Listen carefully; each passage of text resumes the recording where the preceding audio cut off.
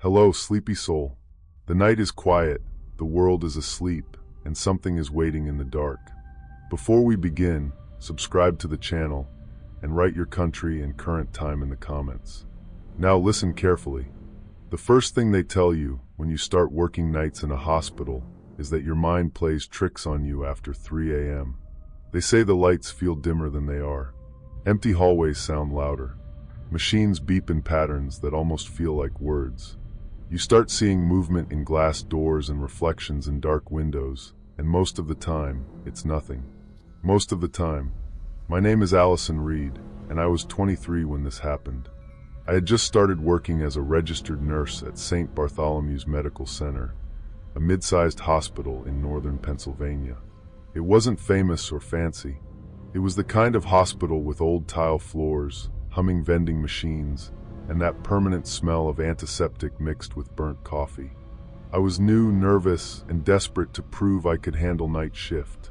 The ward I worked on was the East Medical Wing, mostly older patients recovering from surgery or infections. Nothing dramatic most nights. Just medication rounds, charting, checking vitals, helping people to the bathroom, answering call lights. The other nurses joked that nights were either boring or cursed. There was no middle. Room 214 was at the very end of the east hallway. I noticed it my first week because the room was always dark. Not just empty, but almost deliberately untouched. The bed was stripped.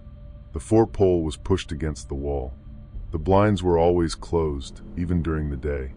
One night, around midnight, I asked the charge nurse, Dana, why nobody used it.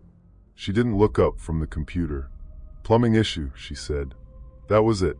Just plumbing issue. I accepted that because, honestly, hospitals are full of rooms no one explains. Storage rooms, sealed off wings, doors with keypads, elevators that only certain staff can use. When you're new, you learn not to ask too many questions unless you want someone to roll their eyes. For the first month, nothing strange happened. Then came the Tuesday night shift. It was raining hard, the kind of cold October rain that makes the windows look black. We were short-staffed, so the whole unit felt stretched thin. Dana was covering 2 admissions. Another nurse was dealing with a confused patient in 207, and I was trying to finish charting while my coffee went cold beside the keyboard. At exactly 3:07 a.m., the call light panel beeped. Room 214. I stared at it. A small red light blinked beside the number. 214. I looked down the hall. The door at the end was closed, same as always. No light underneath. No movement. I thought it was a wiring glitch. I clicked the button at the nurse's station. Can I help you? There was static. Then an old man's voice came through the speaker. Could I have some water, please? I didn't move. My first thought was that someone had accidentally assigned a patient to the room without telling me. That happens sometimes when the ER is overloaded. A transport brings someone up, a bed board gets changed, and suddenly everyone is confused. I checked the system. Room 214 vacant. I refreshed the screen. Still vacant. The call light kept blinking. I leaned toward the intercom again. Sir, can you tell me your name? A pause. Then, softly, it's cold in here. My mouth went dry. I called Dana over. She sighed when she saw the panel. Again, she muttered. That one word made my stomach tighten. Again? She reached past me and reset the call light. The blinking stopped. Old wiring, she said. Ignore it. There was a voice. Dana finally looked at me. For a second, her face changed. Not fear exactly. More like she was tired of being afraid. What did it say? He asked for water. She held my eyes for a beat too long. Then she said, if that room calls again, don't answer it. That was all. No explanation. Just don't answer it. I wanted to laugh at my own paranoia, but the whisper of rain against the hallway windows made me freeze, every nerve screaming that I was not imagining this. For the next hour, I avoided looking at the end of the hall. I busied myself with rounds, checked Mrs. Alvarez's oxygen, helped Mr. Klein adjust his pillow, took vitals, charted, pretended my hands weren't shaking. At 4:11 a.m., room 214 called again. This time, I didn't touch the intercom. The red light blinked. Beep, beep, beep. Dana was in another patient's room. I stood there alone at the station, staring at the panel while the sound drilled into my skull. Then the hallway speaker crackled by itself. "Please," the old man said. "I can't reach the blanket." My heart sank into my stomach as the hallway lights flickered once, and I realized I was completely alone at the desk. Someone was asking from a room that was supposed to be empty, and I had no idea what would happen if I answered. I backed away. The call stopped. Then, from down the hall, I heard a knock. Not on the door. From inside room 214. 3 slow taps against the glass window. Tap, tap, tap. I should have gone to Dana. I know that now. But fear does strange things. Sometimes it doesn't make you run. Sometimes it makes you step closer because part of your brain needs proof. I walked down the hallway with my hand wrapped around my badge reel like it could protect me. The floor shone under the fluorescent lights.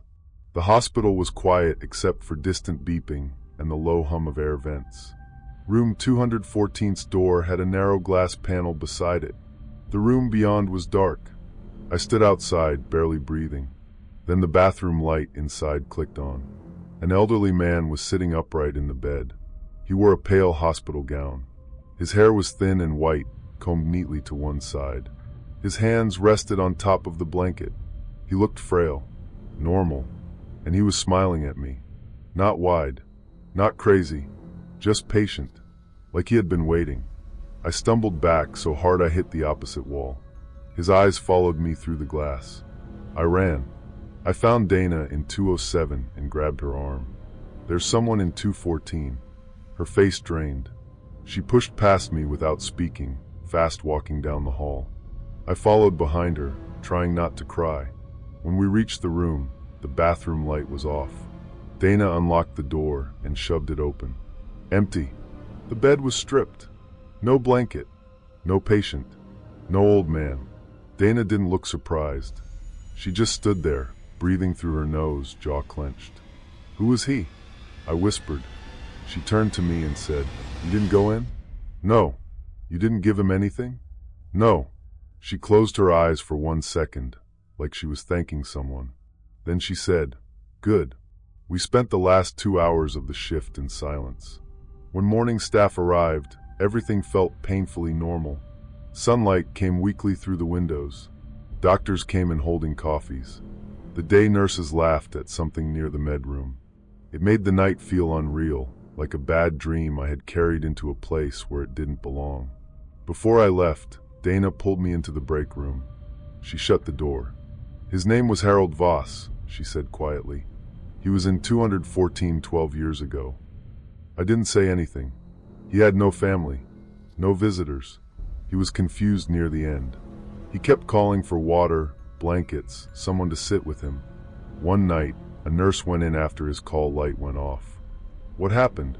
Dana rubbed her face. "He died before morning." "That's sad," I said because I didn't know what else to say. Dana stared at me. The nurse disappeared. I thought I misheard her. "What?" She was on shift. Everyone remembered her being there. Then after he died, there was no record of her. Her schedule was gone. Badge access gone. Payroll gone. Her locker was empty. Administration said no nurse by that name had ever worked here. "That's impossible." 3 more over the years, Dana said. Always night shift. Always new staff. Always someone who answered room 214 and went inside. My skin prickled. "Why hasn't anyone reported this?" "To who?" she asked, and her voice cracked just a little. "You think the hospital wants a story like that? You think police are going to investigate a nurse no system says existed?" I left that morning shaking. I should have quit. Instead, I convinced myself Dana was trying to scare me. Some cruel hazing thing. Hospitals had dark humor. Nurses had weird stories. Maybe I had seen a reflection, an old patient in another room, stress, lack of sleep. People will do anything to make fear feel logical. 2 nights later, I was back. Dana wasn't working. The charge nurse was a woman named Melissa, who didn't know me well and didn't care to. The shift was calm until 3:03 a.m. Room 214 lit up.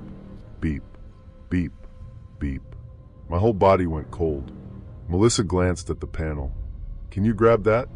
No, I said too quickly. She looked at me like I was insane. That room's empty, I said. It's a wiring issue. She frowned, then reset it. Before I could stop her, she pressed the intercom. East Wing, can I help you? Static.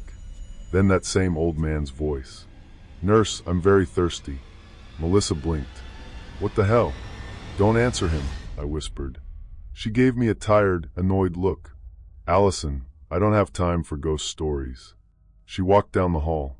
I followed, begging her to stop, but quietly because I didn't want to wake the patients and sound crazy. Melissa, please, don't go in.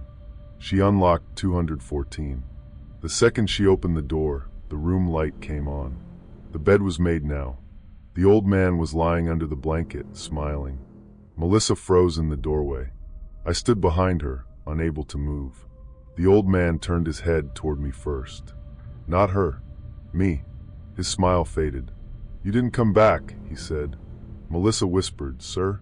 He looked at her then. Would you sit with me? Melissa stepped inside. I grabbed her sleeve. She yanked away. Get help if you're scared, she snapped.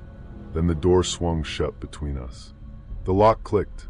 My pulse hammered so hard I could feel it in my teeth. Inside the room, Melissa stood beside the bed. Through the glass, I saw her bend slightly like she was listening. The old man reached out and took her hand. The hallway lights went out. Not all at once. One by one, starting from the far end. Click, click, click. Darkness rushed toward me. I ran to the nurse's station and called security. My fingers slipped on the phone. I could barely get words out. When security arrived, the lights had come back. Room 214 was empty again. Melissa was gone. Not hiding. Not in the bathroom. Not in the stairwell. Gone. The security guard asked me who I was talking about. Melissa, I said. The charge nurse. He checked the roster. There was no Melissa scheduled. I argued. I cried. I pulled up the assignment sheet. Her name wasn't there.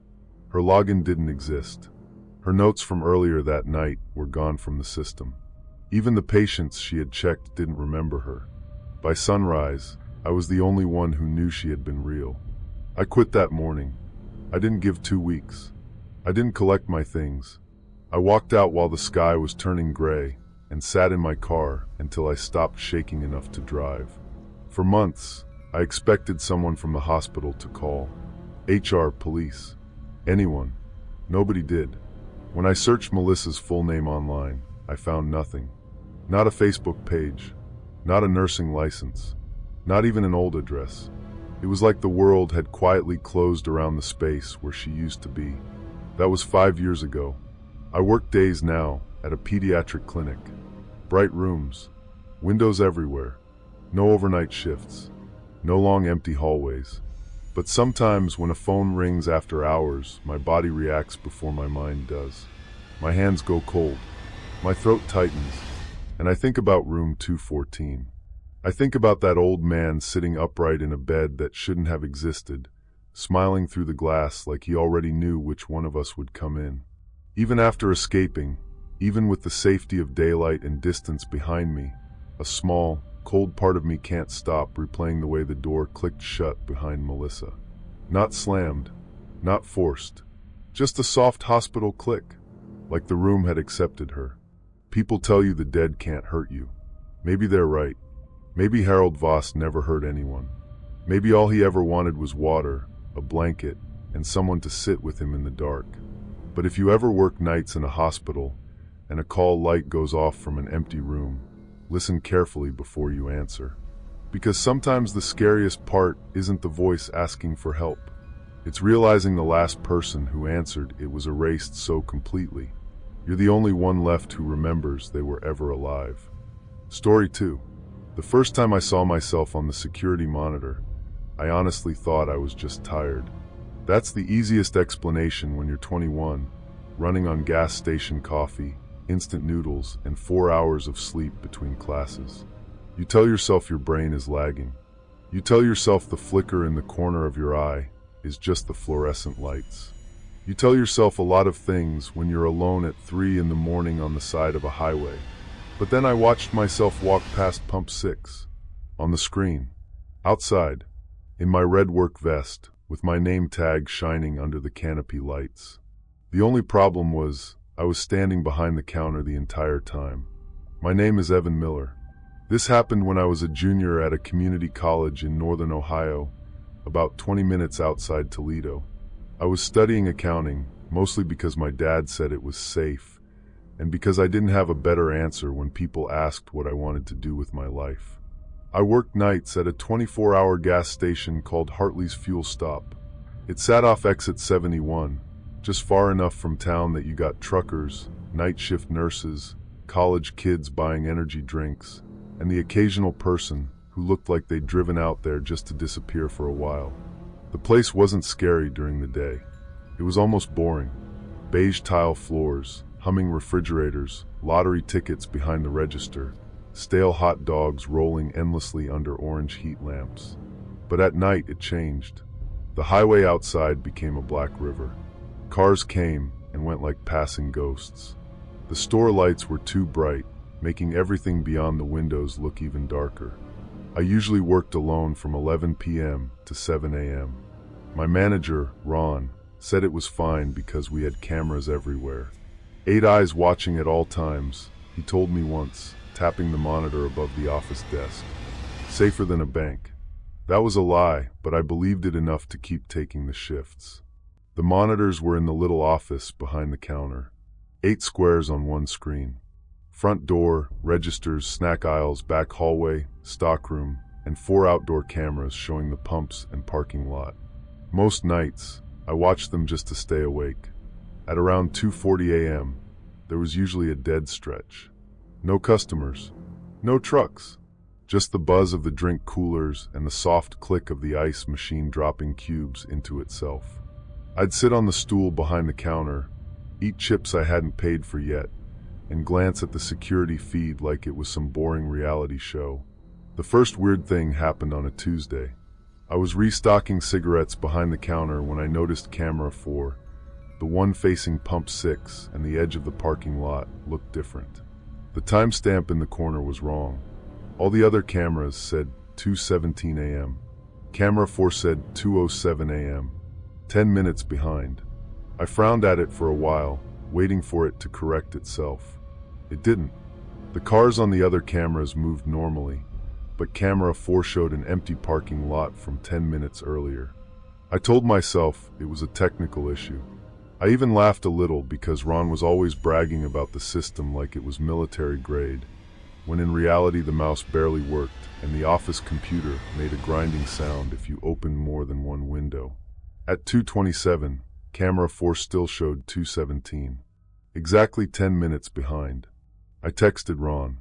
Camera 4 has a delay. Exactly 10 minutes.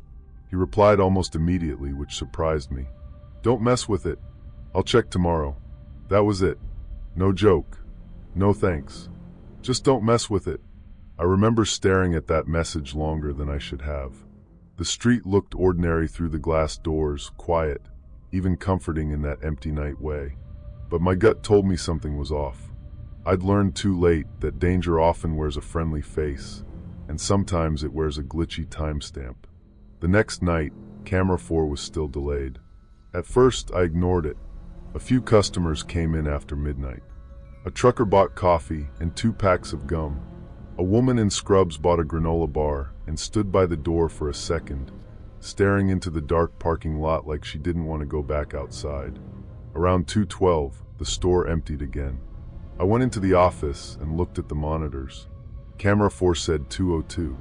I watched it while sipping burnt coffee from a paper cup. At 2:05 on that camera, a silver sedan pulled into Pump 6. I straightened up. There was no silver sedan outside. I turned and looked through the front windows. Pump 6 was empty.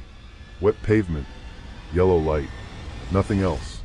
On camera 4, the sedan sat there. A man stepped out wearing a dark hoodie, filled his tank, and walked toward the store. I felt stupid for being nervous. It was old footage, obviously. Delayed footage. That was the whole issue. Then the front door chimed. I looked up.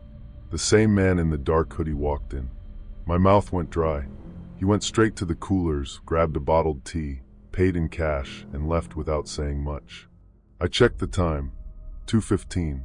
Exactly 10 minutes after he appeared on camera 4. I didn't sleep when I got home that morning.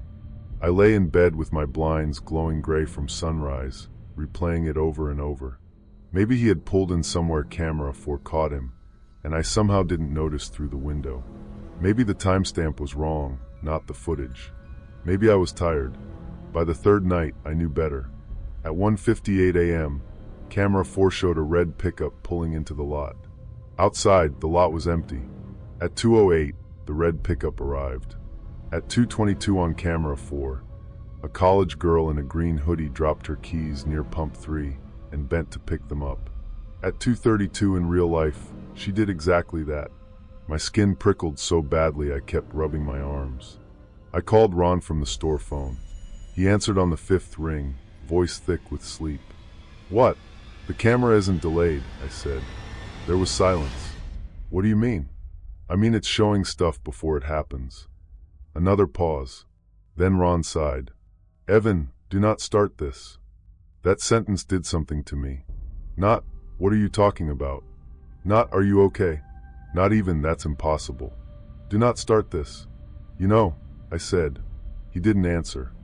"Ron, just stay behind the counter," he said quietly. "Don't go outside unless you have to. Don't watch camera 4 too much." My hand tightened around the phone. "What does that mean?" "It means finish your shift." Then he hung up. I stood there listening to the dial tone, feeling like the store had shifted around me by a few inches. Same shelves, same buzzing coolers, same lottery display blinking beside the register. But everything felt wrong now, like I had been working inside a place that knew something I didn't. I should have quit. I know that. People always say that when they hear stories like this. Why didn't you leave? Why didn't you call the cops? Why didn't you just walk out? The truth is, fear doesn't always make you smart. Sometimes it makes you practical in the dumbest way. I needed the money. Rent was due. My car needed brakes. And some stubborn part of me wanted to understand what was happening before I let it ruin my life. So I stayed. For 2 more nights, camera 4 kept showing 10 minutes ahead. I used it carefully at first. If I saw a customer coming, I'd already have my customer service face ready. If I saw someone at the pump, I'd glance outside and wait for them to appear. It became this horrible little routine. Then Friday night came. Friday nights were always worse. More drunk people, more groups of teenagers, more angry men buying cigarettes with crumpled bills and staring too long at the beer cooler. A storm rolled in around midnight, turning the highway into a smear of black glass and headlights. Thunder shook the front windows. The power flickered twice, but the cameras stayed on. At 2:03 a.m., I was alone. I remember the exact time because I had just microwaved a breakfast sandwich and burned the roof of my mouth. I was standing behind the counter, drinking water, when movement on camera 4 caught my eye. The timestamp said 1:53. 10 minutes ahead, or behind, or whatever it was. On that screen, I saw myself. I was outside the store, standing near pump 6 in the rain. My red vest was dark with water. My hair was stuck to my forehead. I was looking toward the road like I was waiting for someone. I stopped breathing, because I had not left the counter all night. I looked down at myself. Dry shirt, dry shoes, name tag crooked on my vest. Then I looked back at the screen. The version of me outside turned slowly toward the camera. Even through the grainy footage, I could see my face. It wasn't blank. It wasn't confused. It was terrified. I wanted to laugh at my own paranoia, but the whisper of footsteps from the hallway made me freeze, every nerve screaming that I was not imagining this. I turned. No one was there. The back hallway was empty, lit by a single flickering bulb. My phone buzzed. "Ron." I answered without speaking. His voice came fast and low. "Are you watching camera 4? My stomach dropped. "How did you know?" "Listen to me. Lock the front door." "What?" "Now, Evan." I looked at the monitor. On camera 4, future me was still standing outside. Then, from the edge of the frame, a person appeared. Tall, broad shoulders, wearing a gray rain poncho and a white plastic mask. Not a Halloween mask exactly. More like one of those smooth costume masks with tiny eye holes and no expression. They stood behind Future Me. I didn't move. On the screen, Future Me turned too late. The masked person grabbed him. I watched myself struggle, slip on the wet pavement, and get dragged toward the side of the building.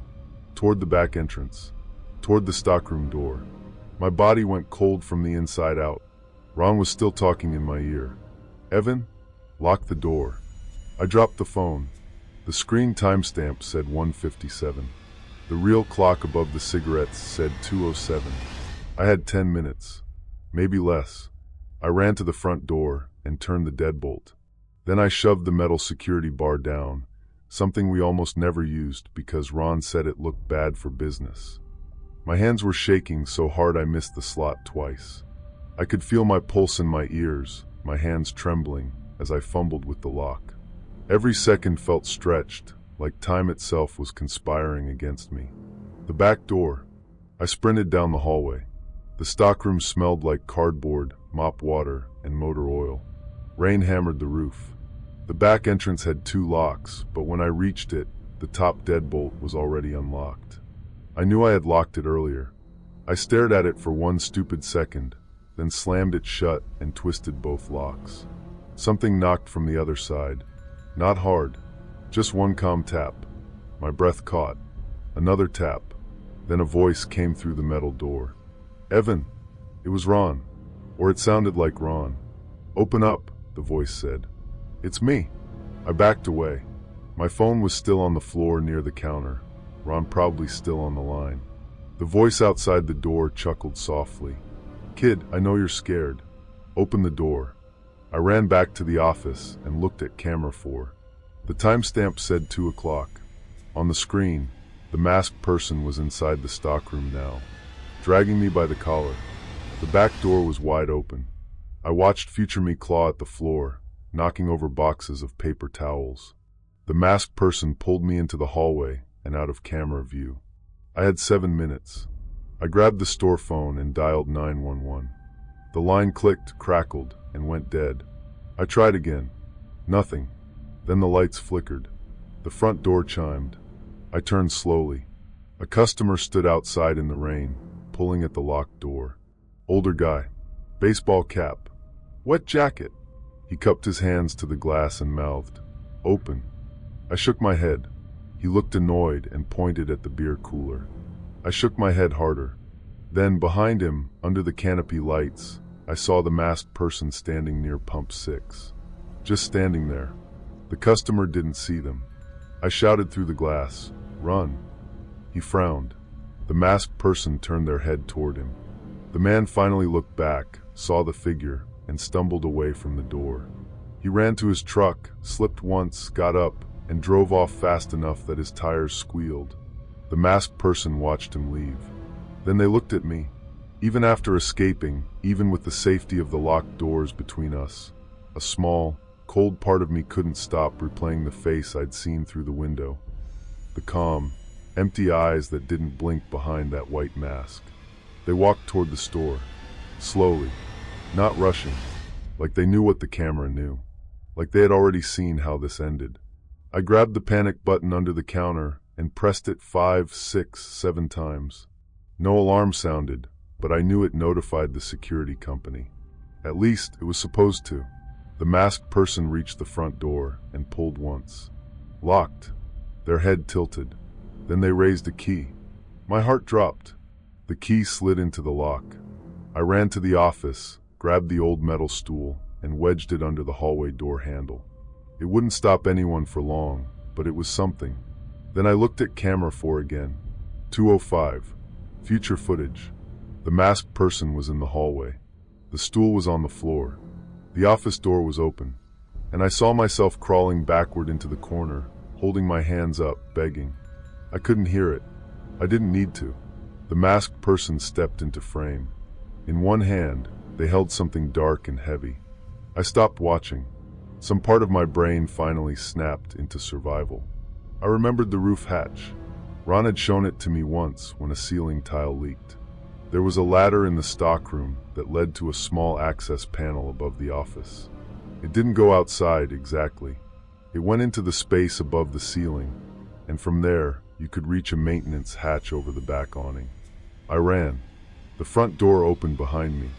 The chime sounded cheerful and stupid. Ding. I dragged the ladder under the access panel, climbed so fast my foot slipped twice, and shoved the tile open. Dust fell into my eyes. I pulled myself up into the dark crawl space just as the hallway door handle turned below me. The stool held for maybe 3 seconds. Then it skidded across the floor. I lay flat above the ceiling tiles, one hand clamped over my mouth, trying not to breathe too loud. Below me, the masked person entered the office. Their boots were wet. I could hear them squeak on the tile. They stood there, waiting. Then my phone rang on the counter. The sound cut through the store like a scream. The masked person walked away from the office. I crawled through insulation and dust toward the back hatch, biting my lip so I wouldn't cough. My arms shook. My knees scraped against wood. Every movement sounded impossibly loud. Below me, I heard Ron's voice again, but not from the phone, from the masked person. "Evan," they called gently. "You can't skip it." I froze. Then the ceiling tile beneath my leg cracked. Not broke, just cracked. The masked person stopped walking. I shoved forward, reached the hatch, and pushed it open into rain and cold air. I crawled out onto the flat awning above the back door, slipped, and nearly went over the edge. A siren wailed somewhere far away. Real sirens. I almost cried from relief. Below me, the back door burst open. The masked person stepped out and looked up. For a second, neither of us moved. Then red and blue lights washed across the wet pavement. The masked person ran. Police found me curled on the awning, soaked and shaking so badly they had to help me down. I kept telling them to check the cameras.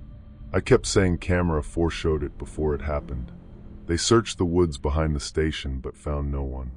When Ron arrived, he looked 10 years older than he had the week before. He wouldn't meet my eyes. A detective asked him about the camera. Ron said it had been malfunctioning for years. Years. Later, after I quit, one of the day shift employees told me the truth. A clerk had disappeared from that station in 2016. Another was attacked in 2019, but survived. Both incidents happened near camera 4. Ron knew. Maybe he didn't understand it, but he knew enough to warn me not to watch it. The police took the footage, but I never heard what became of it. Officially, they called it an attempted robbery. Unofficially, one officer told me something I still think about. He said the recording from camera 4 didn't show the masked person entering before the police arrived. It showed me unlocking the front door for them. Calmly, like I wanted to let them in. That never happened. At least, not in the version I remember. It's been 2 years now. I don't work nights anymore. I don't like security monitors. I don't like gas stations after dark. Sometimes when I stop for fuel on a highway, I catch myself looking up at the cameras under the canopy, wondering which one is watching me now and which one is waiting 10 minutes ahead. The Hartley's fuel stop closed last winter. They boarded the windows, took down the sign, and fenced off the pumps. But a month ago, I drove past exit 71 on my way home from visiting my parents. The building was dark, empty, dead, except for one thing. The camera above pump 6 had a small red light blinking in the rain. And as I passed, my phone buzzed with a video from an unknown number. I didn't open it. I already knew what it would show. Me 10 minutes from then, pulling into that empty gas station, and someone in a white mask waiting by the door. Story 3. The first thing you should know is that there was no room 000. That's what I kept telling myself that night, even while the phone on the front desk kept ringing, even while the elevator doors kept opening to an empty lobby, even while a polite man's voice asked me, very calmly, if I could come downstairs and help him check out. My name is Daniel Reeves. I was 23 when this happened, working the night shift at a hotel in a small town outside Asheville, North Carolina.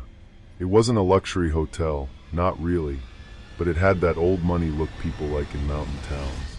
Red brick exterior, brass luggage carts, dark wood walls, faded floral carpet, and a lobby chandelier that buzzed faintly when the lights were dimmed.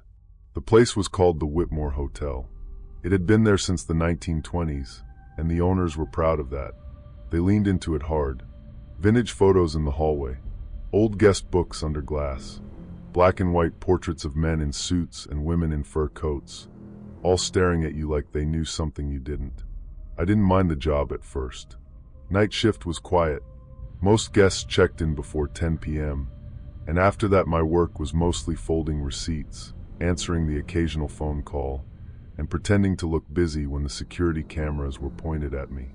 The hotel had 4 floors. Rooms started at 101. Everyone knew that. First floor was 101 to 118. Second floor was 201 to 218. Same pattern all the way up. There was no basement level for guests. There was a basement, technically, but it was maintenance only.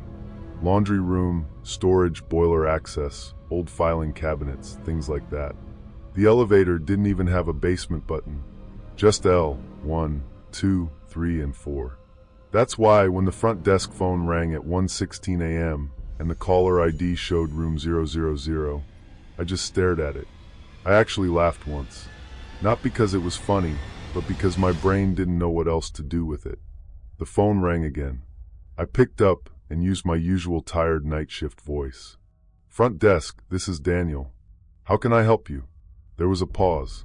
Then a man said, "Good evening.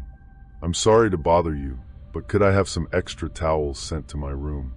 His voice was calm, polite, older, maybe late 50s. He sounded like the kind of guest who folded his newspaper after reading it. I looked again at the display. Room 000. "Sorry, sir," I said. "Could you repeat your room number?" Another pause.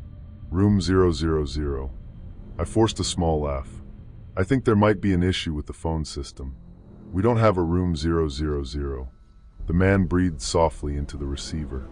Then he said, "You do." I stopped smiling.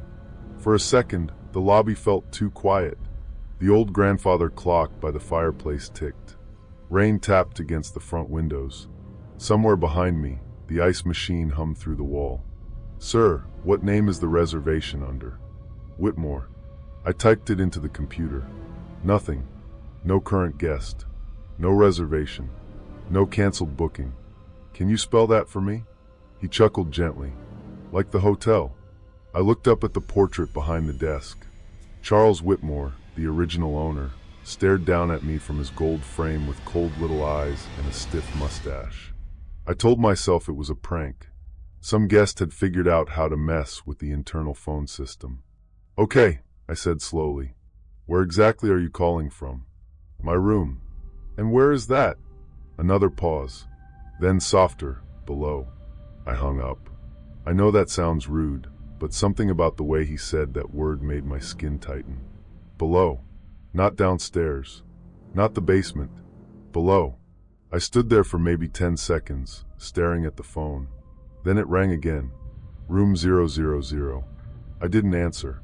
It rang 6 times and stopped. I checked the security monitors behind the desk. We had 8 cameras. Lobby, front entrance, back hallway, elevator, parking lot, second floor hall, third floor hall, fourth floor hall. Nothing strange. A couple walked through the second floor hallway in pajamas, laughing quietly. A man smoked under the front awning outside. The elevator sat closed and still. I exhaled and rubbed my face. "Get it together," I muttered. Then the elevator dinged. The sound cut through the lobby so sharply that I froze. The doors opened. No one was inside. At first, I just stared at the empty elevator, waiting for some guest to step out from an angle I couldn't see. But there was no one. Just the mirror on the back wall, the brass handrail, and the yellowish ceiling light flickering once. The button panel inside showed L. Lobby. Then while I watched, every light on the panel went dark. Even the L. The doors stayed open. I stepped out from behind the desk. "Hello." My voice sounded small in that lobby. No answer. The elevator doors began to close. Right before they met, the phone rang again. I nearly jumped out of my skin. Room 000. I picked it up, mostly because I didn't want to hear it ring anymore. The man sounded exactly the same.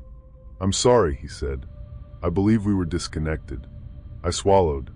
"Who is this?" "I told you. Whitmore. This isn't funny." "No," he said. "It isn't." I looked toward the elevator. The doors were closed now. The man continued, "The towels won't be necessary. I would like to order room service instead. Our kitchen is closed." "That's all right. I can wait. There is no room service after midnight." He sighed, almost disappointed. "The rules have changed then." I didn't respond. He said, "Would you mind checking the old ledger?" "What ledger?" "The one in the bottom drawer." I looked down. There were 3 drawers under the desk. The bottom one was always locked. At least, I thought it was. I had tried it once during a boring shift, and it hadn't opened. I reached for the handle and pulled. It slid open.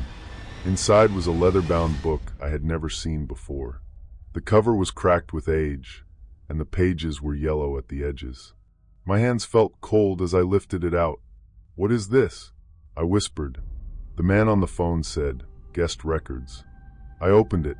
The handwriting inside was thin and sharp, written in black ink. Dates from the 1930s. Names. Room numbers. Payments. Then I found it.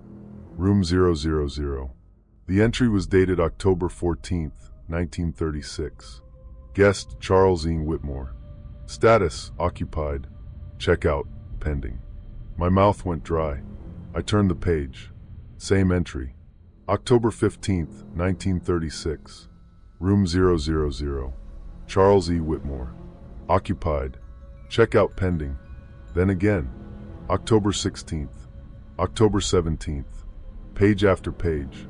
The same name. The same room. The same words. Checkout pending. The phone was still pressed to my ear, but I had forgotten to breathe. The man said, "You found me." I slammed the book shut. That's when the elevator dinged again. The doors opened. This time, the button panel showed something new. A small red light below L. No letter. No number. Just a dark little circle glowing under the lobby button, where no button had been before. The elevator began to descend. I watched the numbers above the door. 4, 5, 6, 7, L. Then nothing. The elevator kept moving. I heard it. A low mechanical groan from somewhere beneath my feet. My heart sank into my stomach as the elevator doors clicked shut, and I realized I was completely alone. Someone was waiting below me, and I had no way to explain how. I called my manager first. No answer. Then I called the owner, Mr. Harland. He picked up on the 5th ring, angry and half asleep. "This better be important." "There's something wrong with the elevator," I said. "And the phone system. I'm getting calls from room 000. Silence. Not confusion. Silence. "Mr. Harland?" His voice changed. "Did you answer?" "What?" "Daniel, listen to me carefully. Did you go downstairs?" "No." "Good. Stay at the desk. Do not use the elevator. Do not open any basement doors. I'm calling someone." "Calling who?" He ignored that. "If the phone rings again, don't pick up." Then the line went dead. That scared me more than the call from room 000, because my manager knew. I stood behind the desk, staring at the elevator, waiting for it to come back. The lobby lights flickered once. Then the front desk phone rang. Room 000. I didn't answer. It rang and rang until the sound felt like it was inside my skull. Then it stopped. A second later, the printer behind the desk turned on by itself. It clicked, whirred, and printed one sheet of paper. I didn't want to look. Of course I looked. It was a receipt. Guest Charles E. Whitmore. Room 000. Balance due 1 replacement. At the bottom, in old-fashioned script, it said, "Please send the night clerk." I backed away so fast I hit the wall. The elevator doors opened again. Empty. Waiting. Then the man's voice came over the lobby speaker system. "Daniel." I froze. It wasn't loud. It was soft and polite, slightly distorted by the old speakers. "I'm afraid my door is stuck." I looked toward the front entrance. Rain blurred the glass. The parking lot was empty except for my car and 3 guest vehicles. "I know this is inconvenient," the voice said, "but checkout requires assistance." I grabbed my keys from the desk. My hands were shaking so badly I dropped them. When I bent down to pick them up, I heard something behind me. Footsteps. Slow. Wet. Coming from the service hallway. I wanted to laugh at my own paranoia, but the whisper of footsteps from the hallway made me freeze, every nerve screaming that I was not imagining this. I stood up slowly. At the end of the hallway, beyond the housekeeping closet, there was a door marked staff only. It led to the basement stairs. The handle turned. Once. Then stopped. The phone rang again. I grabbed it without thinking. The man whispered, "Please don't make me stay another night." The basement door opened an inch. The smell hit first. Cold air. Damp concrete. Old dust. Something metallic underneath it, like pipes that had been leaking for years. I ran. Not bravely. Not smartly. I just ran. I sprinted out from behind the desk, slipped on the polished floor, caught myself on the luggage cart, and slammed through the front doors into the rain. My shoes skidded on the pavement as I crossed the parking lot toward my car. Behind me, the hotel lobby glowed warm and normal. That was the worst part. It looked safe. The street looked ordinary, quiet, even comforting, but my gut told me something was off. I'd learned too late that danger often wears a friendly face, and sometimes it wears brass lights, clean carpet, and a front desk smile.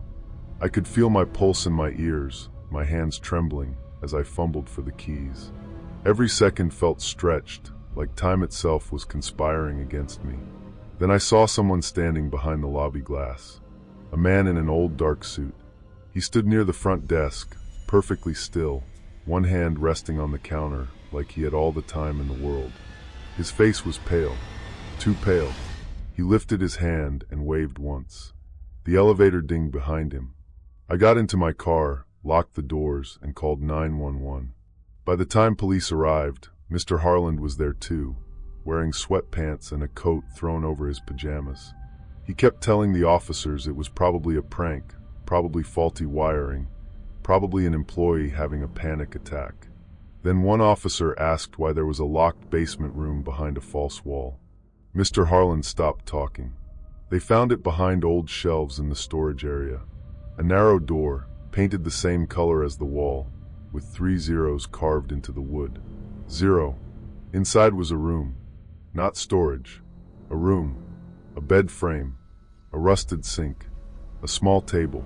Old wallpaper peeling in strips. And on the table, a guest ledger open to the same page I had seen. Charles E. Whitmore. Occupied. Checkout pending. No one was inside, but the bed looked slept in. The police report called it an undocumented historical space. Mr. Harland said the original owner had built it during Prohibition to hide liquor or money. He claimed he didn't know anything about the calls. I don't believe him. I quit that morning. For a while, I convinced myself the whole thing was wires, stress, and an old hotel with too many secrets. I wanted the normal explanation. I needed it. Then 3 months later, I got an envelope in the mail. No return address. Inside was a hotel receipt. The Whitmore Hotel. Room 000. Guest, Daniel Reeves. Check-in, 1:16 a.m. Check-out, pending. At the bottom, someone had written in careful black ink, "You left before completing the process." I moved 2 states away after that. I don't work nights anymore. I don't stay in old hotels. I don't use elevators if there's a basement button that looks newer than the rest.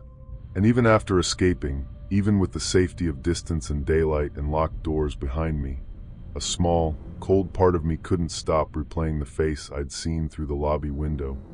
The calm, empty eyes that didn't blink. Sometimes the scariest part isn't the call from a room that doesn't exist. It's knowing someone answered before you. Someone went down. Someone opened the door. And whatever checked out of room 000 may still be looking for the clerk who ran. Story 4. The first thing I noticed about Station 6 wasn't the woman standing there. It was the sound. Every station in that factory had its own rhythm. The belts hummed, scanners beeped, tape guns screamed across cardboard, forklifts backed up with that annoying little warning chirp. After a few nights, all of it blended into one steady industrial noise, like the building was breathing through metal lungs. But Station 6 was different. No scanner beeped there. No tape gun ripped. No radio played under someone's breath. Just the soft, steady sound of boxes being folded, one after another, like hands working in the dark. My name is Daniel Mercer.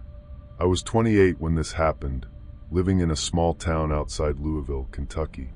I'd taken the job because I needed money fast. My girlfriend and I had broken up.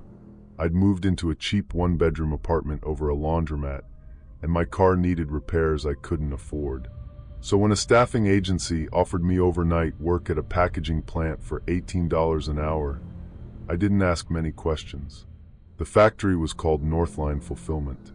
Big gray building at the edge of an industrial park, surrounded by empty lots, loading docks, and chain-link fences topped with plastic strips that rattled in the wind. It wasn't creepy during the day, I guess, just ugly and practical. But at night, under those white security lights, it looked like the kind of place people drove past without ever wondering what happened inside. My shift ran from 10 p.m. to 6 a.m. On my first night, a supervisor named Brent gave me a badge, a hairnet, gloves, and a 5-minute safety speech he clearly wanted to be done with. He walked me through the packing floor, pointing at lines, carts, bins, and emergency exits like he was naming furniture in a house. "You'll be on Station 3, he said. "Scan item, check label, pack box, seal, push down the line. Don't overthink it." I told him I could handle that. He gave me a tired little smile. Everybody says that on night 1. That was when I met Luis. Luis was probably in his late 40s, short, heavy-set, with tired eyes and a voice that always sounded like he was telling you something he shouldn't. He trained me for the first few hours, showing me how to keep up without cutting my fingers on cardboard or putting the wrong label on the wrong order. He seemed normal enough, quiet but not unfriendly. Around 2 a.m., during our first break, we sat outside near the smoking area. The air smelled like wet pavement and diesel. A truck idled near Dock 4, its headlights glowing through the mist. Luis lit a cigarette and nodded toward the building. "You see her yet?" I looked at him. "Who?" "The woman at Station 6. I thought he was messing with me, because new guys always get messed with. So I laughed. "No. Should I be scared?" Luis didn't laugh. He took a drag from his cigarette and said, "Just don't talk to her." I waited for the punchline. It didn't come. "Why?" I asked. He stared at the glowing tip of his cigarette. "Because she's not on the payroll anymore." I remember smiling, but it felt awkward on my face. "Is that like a union joke or something?" Luis finally looked at me. "No joke." Then the brake buzzer went off, sharp and ugly, and he crushed his cigarette under his boot. I told myself it was nothing. Factory guys are strange. Night shift makes people stranger. You work long enough under fluorescent lights with no windows, your brain starts filling in blanks. That's what I told myself. Then I saw her. Station 6 was across the floor from mine, near the far wall where the overhead lights flickered more than the others. It had been empty when Brent gave me the tour. Or at least, I thought it had. But around 3:15 that morning, I looked up from my station and saw a woman standing there. She wore the same blue smock as everyone else, same gloves, same hairnet. She looked maybe mid-30s, maybe older. It was hard to tell from that distance. Her face was pale, and her dark hair was tucked under the net, but a few strands hung loose near her cheeks. She wasn't looking around, wasn't talking, wasn't checking a screen. She was just folding boxes. Fast. Faster than anyone I'd ever seen. Her hands moved with this smooth, mechanical rhythm, like she'd done the same motion so many times her body no longer needed her mind. Fold. Press. Close. Slide. Fold. Press. Close. Slide. But something was off. There were no products on her table. No bins. No scanner. No labels. Just flat cardboard sheets on one side and sealed boxes on the other. I leaned toward Luis, who was taping a package beside me. That her? He didn't look. Don't stare. Why is she packing empty boxes? Luis's jaw tightened. I said don't stare. I wanted to laugh at my own paranoia, but the factory suddenly felt too big around me. Too loud in some places, too quiet in others. For the rest of the night, I tried not to look at Station 6. Of course, that meant I looked every few minutes. She never stopped. At 5:55 a.m., everyone started slowing down, cleaning their stations, tossing scraps of tape and cardboard into bins. When I looked back at Station 6, she was gone. No goodbye. No clock out. Just an empty station with a stack of sealed boxes waiting beside it. The next few nights were the same. She appeared sometime after 3 a.m., always when the floor had settled into that dead-hour silence. Always at Station 6. Always packing boxes that should have been empty. I asked a younger guy named Mason about her once while we were restocking tape. He glanced over his shoulder and said, "Man, don't start with that." "With what?" "You're new. Just do your work." "Is she a supervisor?" Mason laughed once, but it wasn't a happy laugh. "Yeah, something like that. That should have been enough for me to stay out of it. But curiosity is a stupid thing. It feels harmless right up until it ruins you." The first real wrong thing happened on my second Friday night. A woman named Denise didn't show up for her shift. Denise worked returns, always wore purple reading glasses, always kept peppermints in her smock pocket, and handed them out like she was everyone's grandma. I'd only known her a week, but she was one of the few people who actually smiled at me. When I asked where she was, Brent said, "She quit." Just like that. No explanation. I said, "She didn't seem like she was quitting." Brent looked at me the way managers look at you when they want you to remember you're replaceable. People quit night shift all the time. That was true. I knew it was true. Still, later that night, I noticed something on Station 6. The woman had a small purple object beside her left hand. At first I thought it was tape. Then she shifted, and I saw it clearly. Purple reading glasses, folded neatly next to a box. My stomach tightened. I walked closer without really meaning to. Not all the way, just enough to see her hands better. She sealed the box slowly that time, pressing the tape down with both palms. Then she lifted her head. She looked directly at me. I froze. Her eyes weren't strange in some movie way. They weren't black or glowing or anything stupid like that. They were normal eyes. That was worse, because there was nothing confused or lost in them. She knew I was watching, and she didn't care.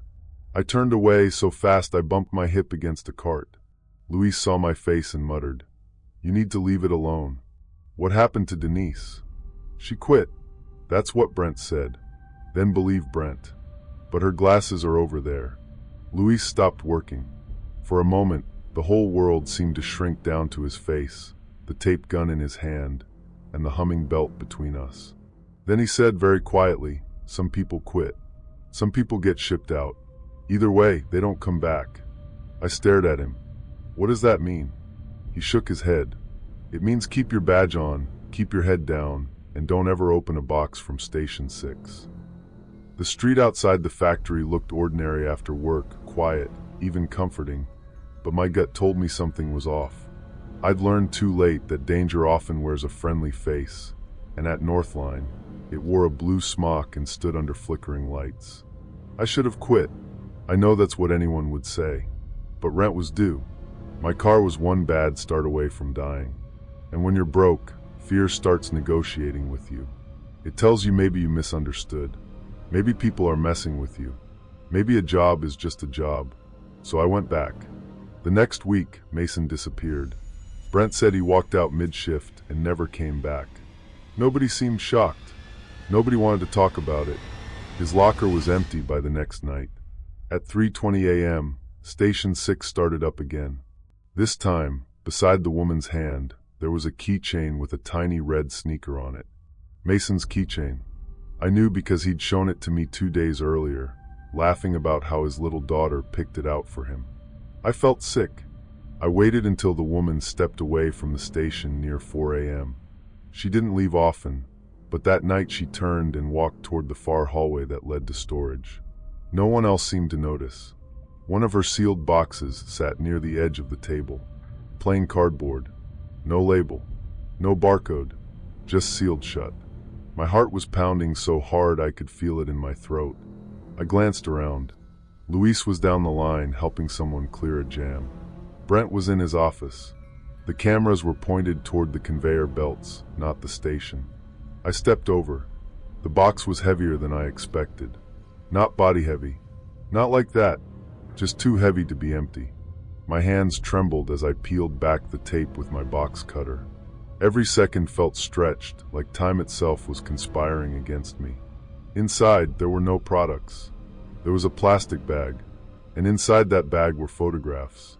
Employee photos, badge pictures, family snapshots, printed screenshots from social media. Denise smiling at a barbecue. Mason holding his daughter on a porch. A man I didn't recognize standing beside a motorcycle. A younger woman in a graduation gown. Under the photos were small personal items. A ring, a set of keys, purple glasses, a child's drawing folded in half, a wallet with the cash still inside. At the very bottom was a shipping label. It had no address I recognized, just a code. Station 6, completed. My blood went cold. Then I heard the soft sound behind me. Fold, press, close, slide. I turned. She was back, standing at the station, less than 10 feet away. I hadn't heard her return. She looked at the open box, then at me. For a second, neither of us moved. Then she smiled. Not wide, not dramatic, just a small, tired smile, like I had finally done what she expected me to do. I backed away. "I'm sorry," I whispered, which made no sense. It just came out. She tilted her head. Then she said the first words I ever heard from her. "You're not labeled yet." My legs almost gave out. I ran. Not in a heroic way. Not in a smart way. I ran straight into a cart, knocked over a stack of folded boxes, and nearly fell on my face. People shouted. Luis grabbed my arm near Station 3. "What did you do?" he hissed. I opened it. His face went gray. Before he could say anything else, the power blinked. Once. Twice. Then half the factory went dark. Emergency lights came on, red and dim, turning the packing floor into something unreal. The belt stopped. The sudden silence after hours of machinery was so complete it felt like pressure inside my skull. Brent came out of his office yelling, "Everybody stay where you are." But nobody listened. People started moving, whispering, cursing, trying to find their phones. I looked toward Station 6. Empty. Then a box slid down the dead conveyor belt. No machine pushed it. It just moved. Slowly. Stopping in front of me. On top was a label. My name. Daniel Mercer. My address. My apartment over the laundromat. My heart sank into my stomach as the emergency lights flickered above me, and I realized the factory knew exactly where I lived. Or someone inside it did. Luis grabbed the label and ripped it off. "Go," he said. "What?" "Run to the time clock. Badge out. Now." "Why?" "Because if the system shows you're still inside, they can process you." I didn't understand what he meant, but I didn't wait for a better explanation. I ran toward the hallway leading to the break room and time clock. The factory was a maze in the dark. Pallets became walls. Plastic curtains brushed against my face. Somewhere behind me, someone screamed my name, but I couldn't tell if it was Luis or someone else. The hallway to the break room was empty. Too empty. The red emergency lights buzzed overhead. My shoes squeaked on the polished floor. Then I heard footsteps behind me. Slow. Barely there. I wanted to laugh at my own paranoia, but the whisper of footsteps from the hallway made me freeze, every nerve screaming that I was not imagining this. I turned around. She was at the far end of the hall. The woman from Station 6, walking toward me with a roll of packing tape in one hand. Not running. She didn't need to. I bolted. I slammed through the break room door, knocking over a chair. The time clock was mounted beside the vending machines. My badge hung from a clip on my smock. I grabbed it, but my fingers were shaking so badly I dropped it. The door behind me clicked shut. My heart sank into my stomach as the door clicked shut behind me, and I realized I was completely alone. Someone was watching, and I had no way out. I dropped to my knees, grabbed the badge, and slapped it against the scanner. Nothing. I tried again. Invalid. Again. Invalid. Then I saw why. My badge photo on the little screen had changed. It wasn't my face anymore. It was a picture of a sealed cardboard box. The break room lights flickered. The vending machine hummed. Behind me, a woman's voice said, "Clock out denied." I don't remember deciding to move. I just did. I grabbed a metal chair and threw it at the small window in the break room door. It bounced off the first time. I screamed and threw it again. The glass cracked. Third time, it shattered enough for me to reach through and shove the handle from the other side. Something grabbed the back of my smock. I twisted out of it, leaving the fabric in her hand, and tore down the hallway in my t-shirt. Luis was waiting near the loading docks. He had one of the emergency exit doors open, alarm screaming into the night. "Move," he shouted. We ran outside into freezing rain. I slipped on the metal dock stairs and hit my knee hard enough to see white spots, but Luis dragged me up. Behind us, the building alarm wailed. No one else came out. Not Brent. Not the workers. No one. Luis shoved me toward his truck. "Get in." I didn't argue. As we pulled away, I looked back at the factory.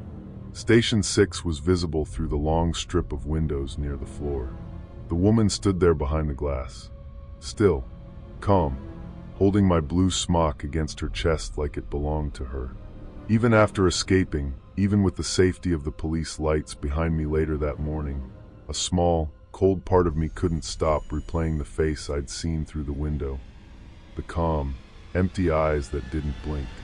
The police didn't believe half of it. Of course they didn't. By the time they searched Northline, Station 6 had been cleared. No boxes, no photos, no personal items. Brent claimed I had a panic attack and damaged company property. He said Luis had been fired before and was angry at management. But Luis had proof. Not much, just enough. A list of employees who had quit over the last 4 years.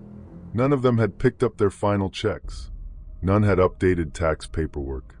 Several had families who thought they moved away or cut contact. Night shift people mostly. Drifters. People nobody chased too hard. Denise's sister filed a missing person report after I called her. Mason's wife did too. The investigation dragged on for months. Northline shut down, reopened under another name, then shut down again. Brent disappeared before he could be questioned a second time. Luis moved out of state and stopped answering my calls. And the woman? Nobody officially found her. But there was an old employee file from 12 years earlier. A woman named Evelyn Hart, Station Jess Becker, died during an overnight shift after a conveyor accident the company covered up and settled quietly. The file said she clocked in at 9:58 p.m. There was no clock-out time. I don't know what I believe anymore. I only know what I saw. I know boxes can be empty and still feel heavy. I know a normal job can hide something rotten under fluorescent lights. I know some places don't let people leave just because their shift is over. It's been 2 years. I work days now in an office with windows. I don't order much online anymore. When packages arrive at my door, I leave them outside for a while before bringing them in. My girlfriend thinks it's a weird habit. I let her think that. Sometimes late at night, I hear the laundromat machines below my old apartment in my memory. That low turning sound, steady and hollow. And it always becomes something else. Fold, press, close, slide. If you ever start a night shift somewhere new, listen when the old workers warn you about someone. They may sound dramatic. They may sound tired. They may even sound crazy. But sometimes they're not trying to scare you. Sometimes they're trying to make sure you clock out before something else does it for you. Story 5. The first thing you learn working night security is that empty buildings are never really silent. They breathe. Pipes knock inside the walls. Vents click on and off. Old lights buzz like trapped insects. Windows shift when the temperature drops. If you're alone long enough, your brain starts turning all of it into footsteps, whispers, movement where there isn't any. At least, that's what I told myself for the first 3 nights. My name is Daniel Price.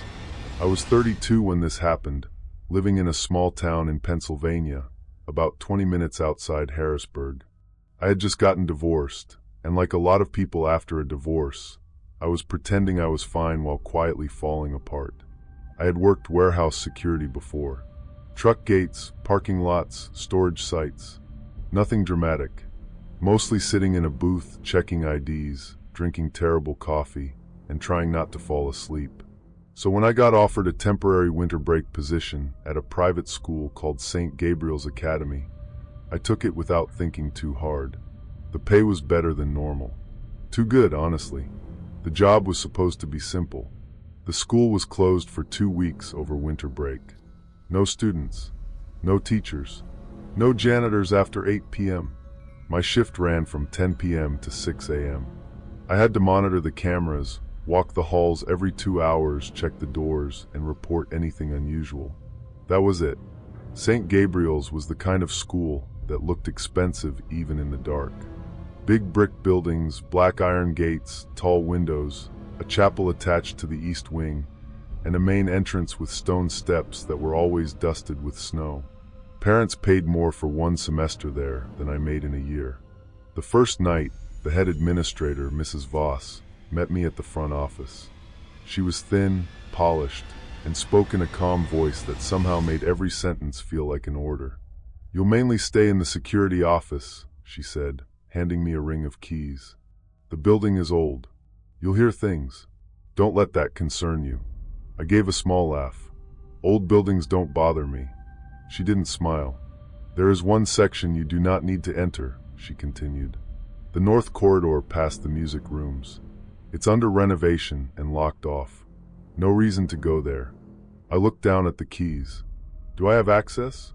"No," she said quickly. "And you won't need it." That was the first thing that sat wrong with me. Not enough to quit. Not enough to even question it. Just enough to stick in the back of my mind. The security office was tucked behind the front desk.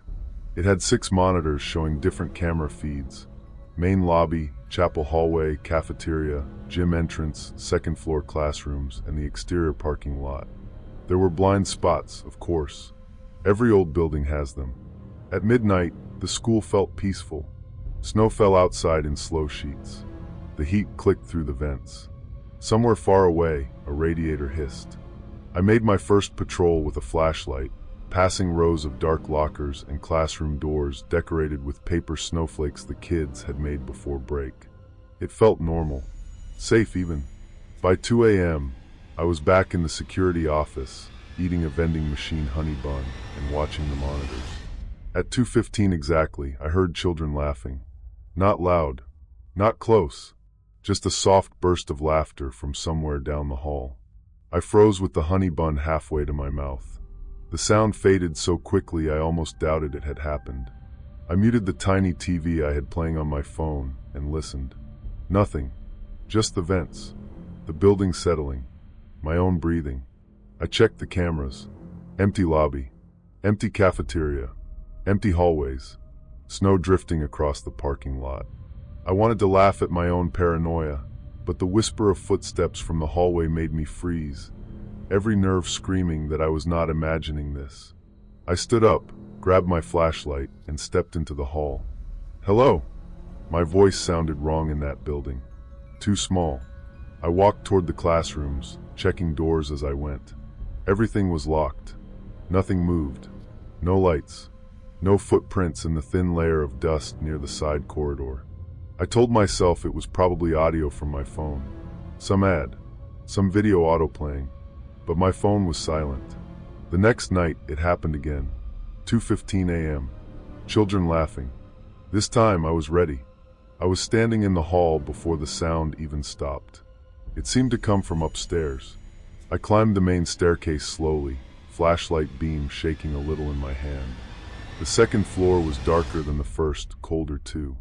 The windows looked out over the frozen playground, where the swings moved gently in the wind. At the end of the hall, near classroom 2B, I heard a small voice whisper, "He's coming." I stopped. "Who's there?" No answer. My heart was beating so hard I felt it in my throat. I opened classroom 2B. The room was empty. Desks lined up neatly. A chalkboard with "Happy Winter Break" written across it in bright colors. A row of paper stars hung from the ceiling, turning slowly in the air from the heat vent. Then my radio crackled. Not words, just static. I backed out and closed the door. When I got downstairs, I checked the cameras again. Nothing. The third night, I brought my own thermos of coffee and told myself I was going to stop acting like a child. At 2:10, I sat upright in the security office, eyes locked on the monitors. 2:11, 2:12, 2:13, nothing. 2:14. The cafeteria camera flickered. Then the second floor classroom feed went black for half a second. When it came back, there were children sitting in a classroom. I remember leaning forward slowly, like my body didn't want to scare the image away.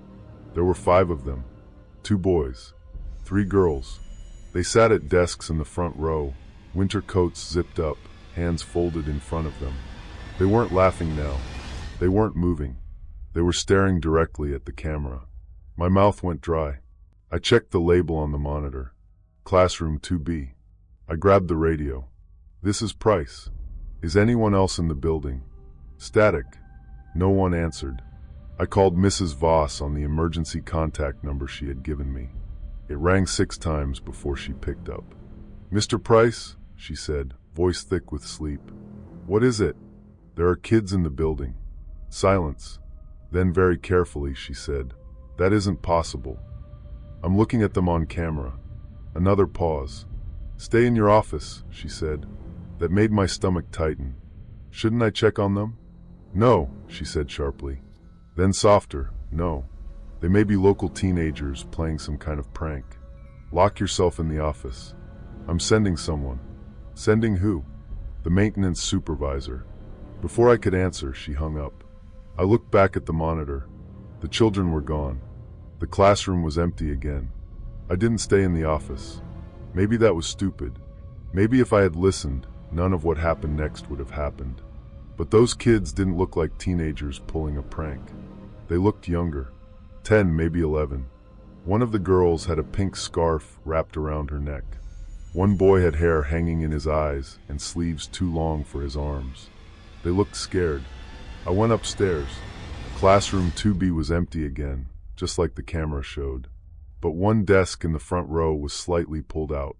On top of it was a small mitten. Pink. Wet from melted snow.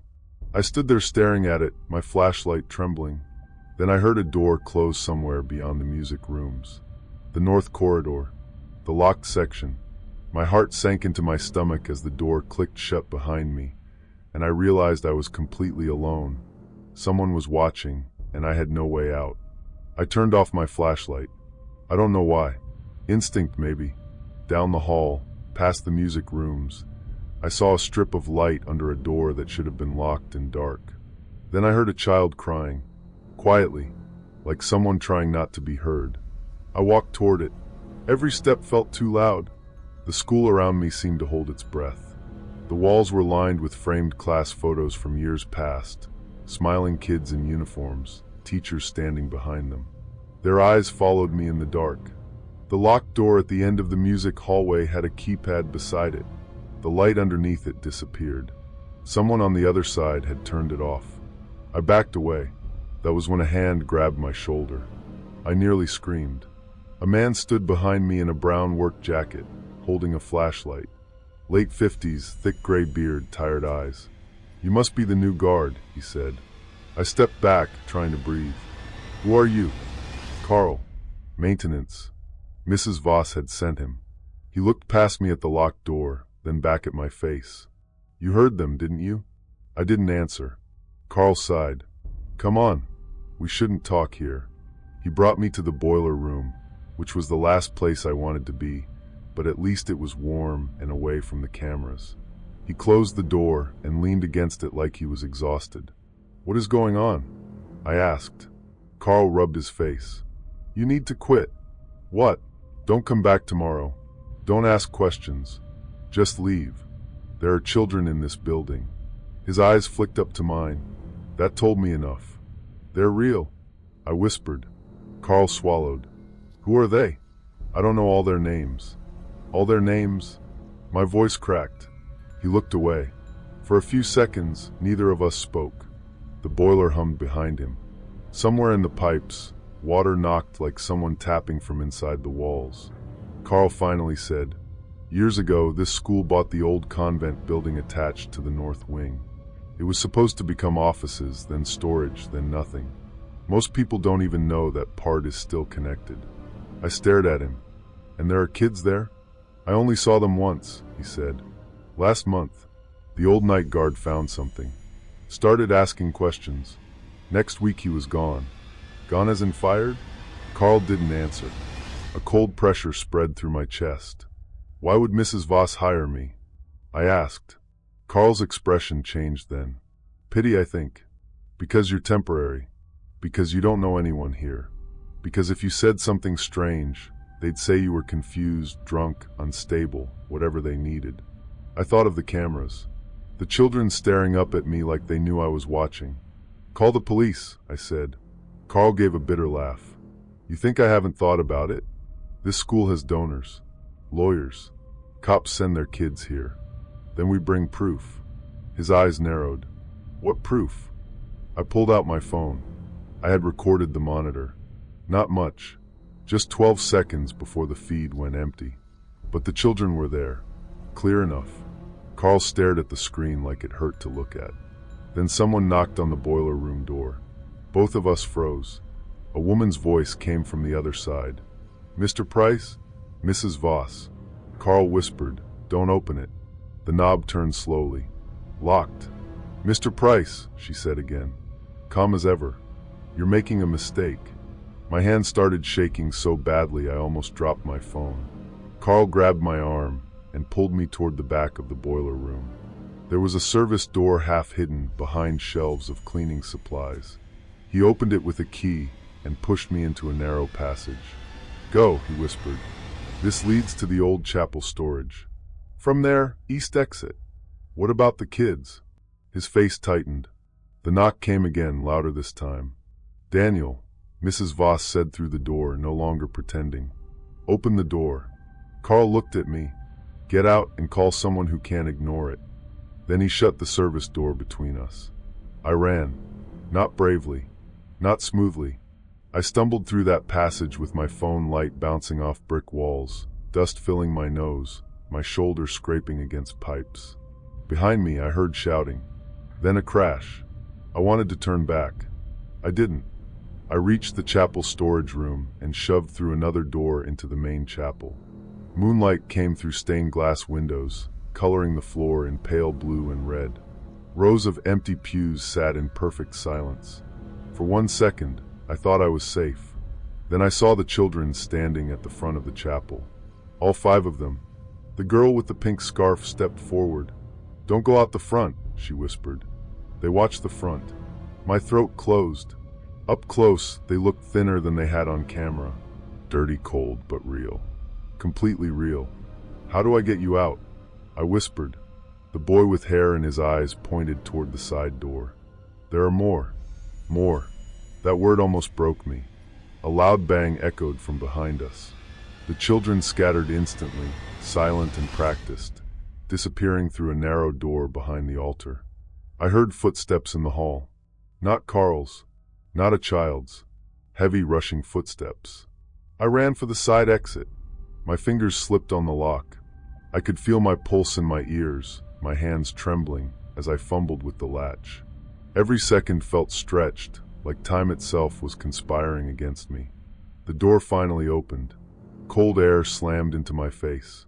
I ran across the snow-covered courtyard, not stopping until I reached the tree line beyond the parking lot.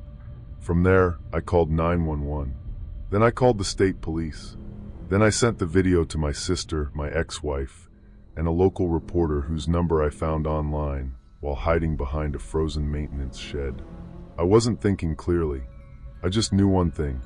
If I disappeared, someone needed to know why. Police arrived 20 minutes later. Real police, more than the small-town patrol car I expected. Maybe because I had called 3 different numbers. Maybe because I used the words missing children. Maybe because the reporter called too. I watched from behind the trees as officers entered the school. Mrs. Voss tried to meet them at the front entrance in a coat over her night clothes, looking offended, like they had interrupted a parent-teacher conference. That act didn't last long. They found the locked north wing before sunrise. I won't describe everything they found there, not in detail. I don't think it's my place. What I can say is that the children were alive. Not all the missing kids from the old reports, but enough. Some had been gone for years. Different towns, different states, all cases that had gone cold or been explained away as runaways. Carl survived barely. He had been hit hard enough to knock him unconscious, but he lived. The old night guard was found 2 later, in a way that made the whole town stop pretending this was just some misunderstanding. Mrs. Voss was arrested. So were 2 other staff members and a man from the board whose name had been on every donor plaque in the building. The news called it a hidden confinement case. They used clean words, careful words, words that made it sound less impossible than it was. But I know what I heard. I know what I saw. A private school, polished and quiet, with children hidden behind locked doors while parents drove by every morning believing the world was normal. It's been 4 years. I don't work nights anymore. I don't sit with my back to doors. I can't hear children laughing in a hallway without feeling my stomach turn. Sometimes people ask me if I think the kids made noise on purpose because they wanted me to find them. I hope so. I hope they saw the new guard and decided I might be scared enough to listen. But there's one thing I still think about. The camera in classroom 2B wasn't pointed at the north wing. It wasn't near where they were kept. For those kids to appear on that feed, someone had to let them out. Someone had to guide them through the school, sit them at those desks, and tell them exactly where to look. I asked one of the detectives about it months later. He just said, "We're still trying to figure that part out." Even after escaping, even with the safety of the police lights behind me, a small, cold part of me couldn't stop replaying their faces on that monitor.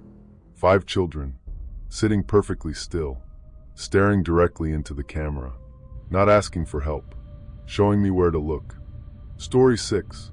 The first time I saw the train, I was alone on platform 9 with a mop in my hand and the feeling that something had just noticed me. It was 2:47 in the morning.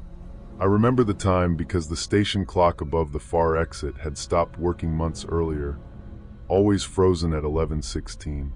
So I had gotten into the habit of checking my phone whenever the place felt too quiet. My name is Daniel Mercer. I was 27 then, working nights as a cleaner at Ashford Central Station, a tired old train station in the north of England where the walls always smelled faintly of rain, coffee, and rust. I wasn't supposed to be there forever. That's what I kept telling myself. It was just a job while I figured things out. But the truth was, I'd been figuring things out for years. My younger brother, Liam, had gone missing when he was 19. He vanished from a train station. Not Ashford Central, a smaller station 2 towns over. He had been waiting for our dad to pick him up after a late shift at a warehouse. Dad was running late. Liam texted me at 11:38 p.m. Still waiting. Place is dead, LOL. That was the last message anyone ever got from him. No fight, no body, no CCTV that showed anything useful. Just my brother standing on a platform, glancing down the tracks, then walking out of frame. After that, my family changed shape. Mom stopped sleeping properly. Dad stopped talking unless he had to. And me? I started taking night jobs because being awake at night felt easier than lying in bed pretending I wasn't waiting for a phone call that would never come. Ashford Central was usually calm after midnight. The last passenger train left at 1:12 a.m., then the station emptied out in pieces. The drunk students left first, laughing too loud. The commuters dragged themselves toward taxis. The security guard, Pete, did one final walkthrough with his torch. Then it was just me, the vending machines, the hum of fluorescent lights, and the pigeons moving around in the roof like someone crawling above the ceiling. Platform 9 was the oldest part of the station. Most trains didn't use it anymore. It sat beyond a narrow tiled corridor at the far end, colder than the rest of the building, with cracked benches and peeling yellow safety lines. The lights out there flickered, even when maintenance swore they had fixed them. On my third week, I was mopping near the ticket barriers when Mr. Hargreaves, the station manager, came out of his office holding a clipboard. He was a dry, stiff man in his 60s, always wearing the same dark coat even indoors. "Mercer," he said, without looking up. "Yeah. If you hear anything from Platform 9 after closing, leave it." I leaned on the mop handle. "Hear anything like what?" He looked at me then. Not angry. Just tired. Trains. Announcements. Doors. Anything. I laughed because I thought he was messing with me. He didn't laugh. "No trains are scheduled after 1:12, he said. "If you see one, it's not your concern." That should have been enough for me to ask more questions. Instead, I just nodded. Because that's what you do when you're new and broke and don't want to lose a job. You nod at weird instructions and pretend they make sense. 2 nights later, I heard it, a low rumble under the floor. At first, I thought it was thunder. Rain had been coming down hard all evening, slapping against the glass roof and dripping through the leaks near the north entrance. But then the rumble became clearer. Metal on tracks. A train slowing down. I stood in the main concourse, the mop bucket beside me, listening as the sound rolled through the empty station. The departure boards stayed blank. No announcement. No headlights sweeping across the platforms. Just that long, heavy screech of brakes. From Platform 9. I told myself it was probably a maintenance train. Maybe freight. Maybe something Hargreaves didn't bother explaining because he assumed cleaners didn't need details. I wanted to laugh at my own paranoia, but the whisper of footsteps from the corridor made me freeze, every nerve screaming that I was not imagining this. They weren't my footsteps.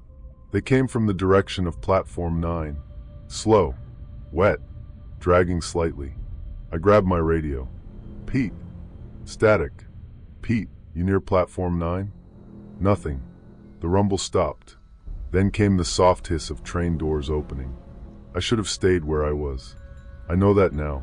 But grief makes you curious in a way fear can't always stop. For years, every strange sound at night had made some stupid part of me think of Liam. A door closing. A phone buzzing. Someone laughing in a crowd with his exact rhythm. So I walked. The corridor to Platform 9 felt longer than usual. The tiles were old green and white, slick under the fluorescent lights. My reflection moved beside me in the dark windows, stretched and pale. When I reached the platform, the air turned cold enough to make my breath show. The train was there. It looked old, but not abandoned. Dark blue carriages with silver trim. No logo. No destination on the front. The windows were lit from inside by a weak yellow glow, like lamps in an old hotel. No driver sat in the cab. No passengers moved behind the glass. The doors were open. I stood behind the yellow line, gripping my radio so hard my knuckles hurt. "Hello," I called. My voice went flat in the damp air. No answer. Then a voice came over the station speaker. Not the normal announcement voice. This one was low, grainy, almost buried under static. "The last train home is now waiting at Platform 9. My stomach tightened. I backed away. The train doors began to close. Right before they did, I saw someone standing in the third carriage. A boy in a gray hoodie. Only for a second. Then the doors shut, and the train pulled away without a sound. The next morning, I asked Hargreaves about it. He didn't let me finish. "I told you to ignore it. There was a train. There are sometimes unscheduled movements." There was no driver. His eyes sharpened. "You went onto the platform?" "I didn't get on." That seemed to matter. He stared at me for a long time, then leaned closer over his desk. "Listen carefully," he said. "If it comes again, don't speak to anyone inside it. Don't touch it. Don't step over the line. And if you see someone you know, especially then, you walk away." My mouth went dry. What does that mean? It means some things only stop for people who are already waiting for them. I left his office more confused than before. For the next week, The train came every night at exactly 2:47. Always platform 9. Always no schedule. Always no driver. Sometimes I saw shapes through the windows. A woman with a suitcase. A man in a hospital gown. A child pressing both palms against the glass. They never looked fully real until I looked away. Then one Thursday night, I was cleaning coffee stains near the ticket machines when the rumble started again. I tried to ignore it. I really did. I kept my eyes on the floor, pushing the mop back and forth, telling myself I had rent due, telling myself Hargreaves was right, telling myself whatever was on platform 9 had nothing to do with me. Then the announcement crackled. The last train home is now waiting at platform 9. This time, after the static, there was another sound. Tapping. 3 light taps, like knuckles on glass. I turned before I could stop myself. At the end of the corridor, beyond the dim lights, I could see the train doors open. And in the window of the third carriage, someone was tapping again. Tap, tap, tap. My heart sank into my stomach as the door at the end of the corridor clicked shut behind me from somewhere in the station, and I realized I was completely alone. Someone was watching, and I had no way out except toward that platform. The person in the window leaned closer. I saw his face. Liam. Not older. Not the age he would have been. 19. Exactly as he had looked the night he disappeared. Same gray hoodie. Same messy brown hair. Same small scar near his eyebrow from when I pushed him off a bike when we were kids. My legs almost gave out. I walked toward him. Not fast. Not thinking. Just moving like someone had hooked a wire into my chest and pulled. Liam, I whispered. He tapped harder. His face was twisted with panic. I stepped over the yellow line. The train doors opened wider. Inside, the carriage was full. People sat in every seat, facing forward. None of them spoke. None of them blinked. Some looked wet, like they'd been standing in the rain. Some clutched flowers, phones, folded letters. A woman held a child's red backpack against her chest. Liam slammed his palm against the window. His mouth moved. I couldn't hear him. I stepped closer. I'm here, I said, my voice breaking. I'm here, mate. The train gave a soft chime. Doors closing. I reached for the handle. Then Liam shook his head so violently that I stopped. He pressed something against the glass. His phone. The screen lit up. A message was typed there in big white letters. Don't get on. I froze. Liam's eyes filled with tears. He typed again. It only stops for people who wait too long. The doors began to slide shut. I grabbed the edge, desperate. I can get you out, I said. Liam, I can get you out. He shook his head again. Then he typed one final message. I wasn't asking you to rescue me. The doors clicked shut. Through the glass, Liam lifted his hand and pointed behind me. I turned. At the far end of the platform stood a man in a dark railway coat. Not Hargreaves. This man was taller, thinner, with a face I couldn't hold in my head properly. Every time I tried to focus on him, my eyes slid away. He held a brass lantern in one hand and a ticket punch in the other. He looked directly at me. Then he raised one gloved hand and pointed to the open door of the next carriage, like he was inviting me in. I could feel my pulse in my ears, my hands trembling as I fumbled backward toward the stairs. Every second felt stretched, like time itself was conspiring against me. The man stepped forward. The train doors opened again. Not all of them, just one, the one nearest me. The passengers inside turned their heads at the same time. Every face looked tired. Every face looked like it had been waiting forever. Then the station speaker hissed. Daniel Mercer. The last train home is now ready to depart. Hearing my name broke something in me. I ran. I slipped on the wet platform, hit my knee hard, scrambled up, and ran into the corridor. Behind me, I heard footsteps. Not many, just one set, calm, measured, following without hurry. I burst into the main concourse and slammed into Pete, the security guard. He caught me by the shoulders. What the hell happened to you? I couldn't speak. Behind me, the corridor was empty. No footsteps. No train sound. Nothing. The next morning, Hargreaves found me sitting on a bench outside the station, wrapped in Pete's jacket, shaking so badly I couldn't hold a paper cup of tea. "You saw someone," he said. I nodded. "My brother." He closed his eyes. "I'm sorry. You knew."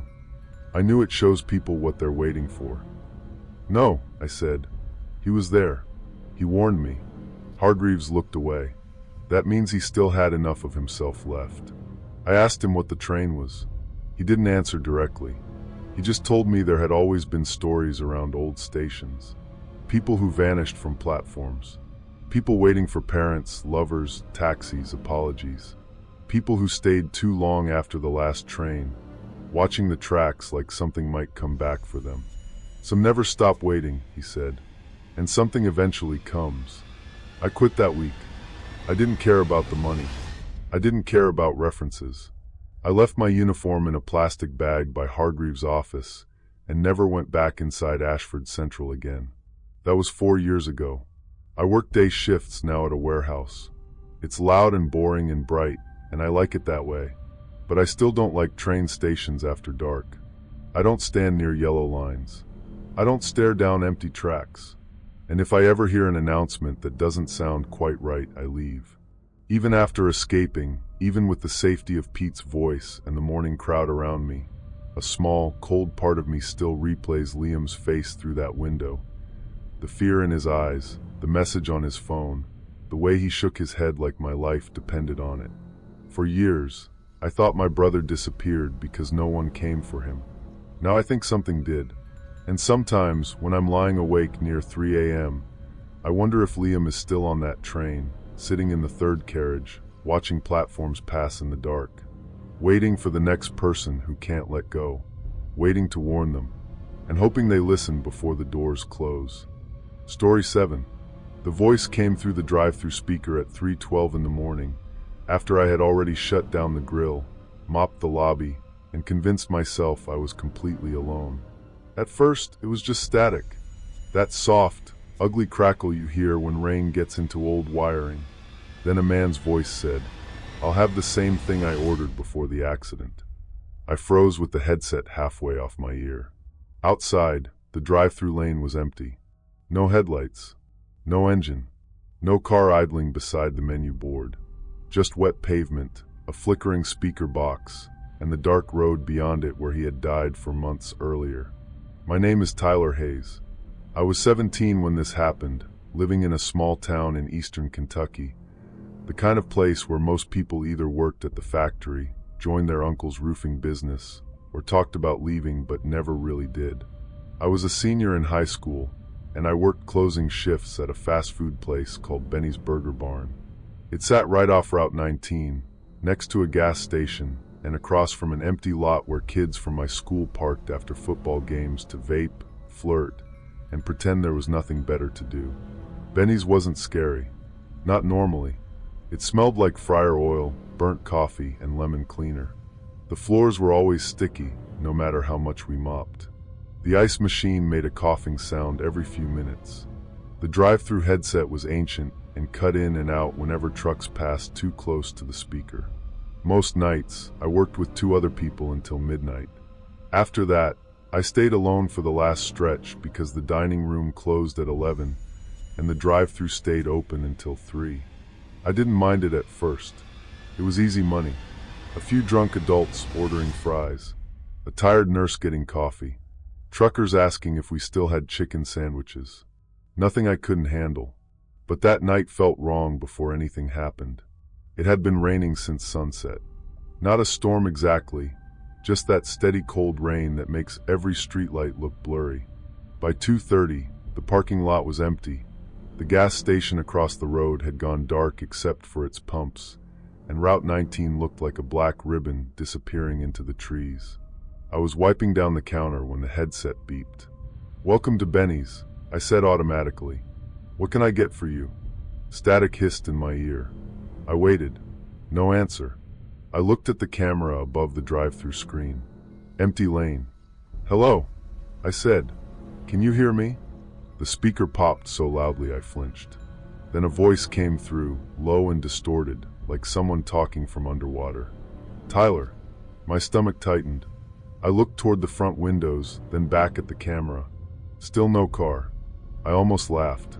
That was my first reaction, because fear sometimes embarrasses you before it scares you. I figured it was my friends messing around. My buddy Caleb knew I worked late. So did Mason and Drew. They were exactly the kind of idiots who would crouch behind the menu board in the rain just to make me jump. Real funny, I said into the headset.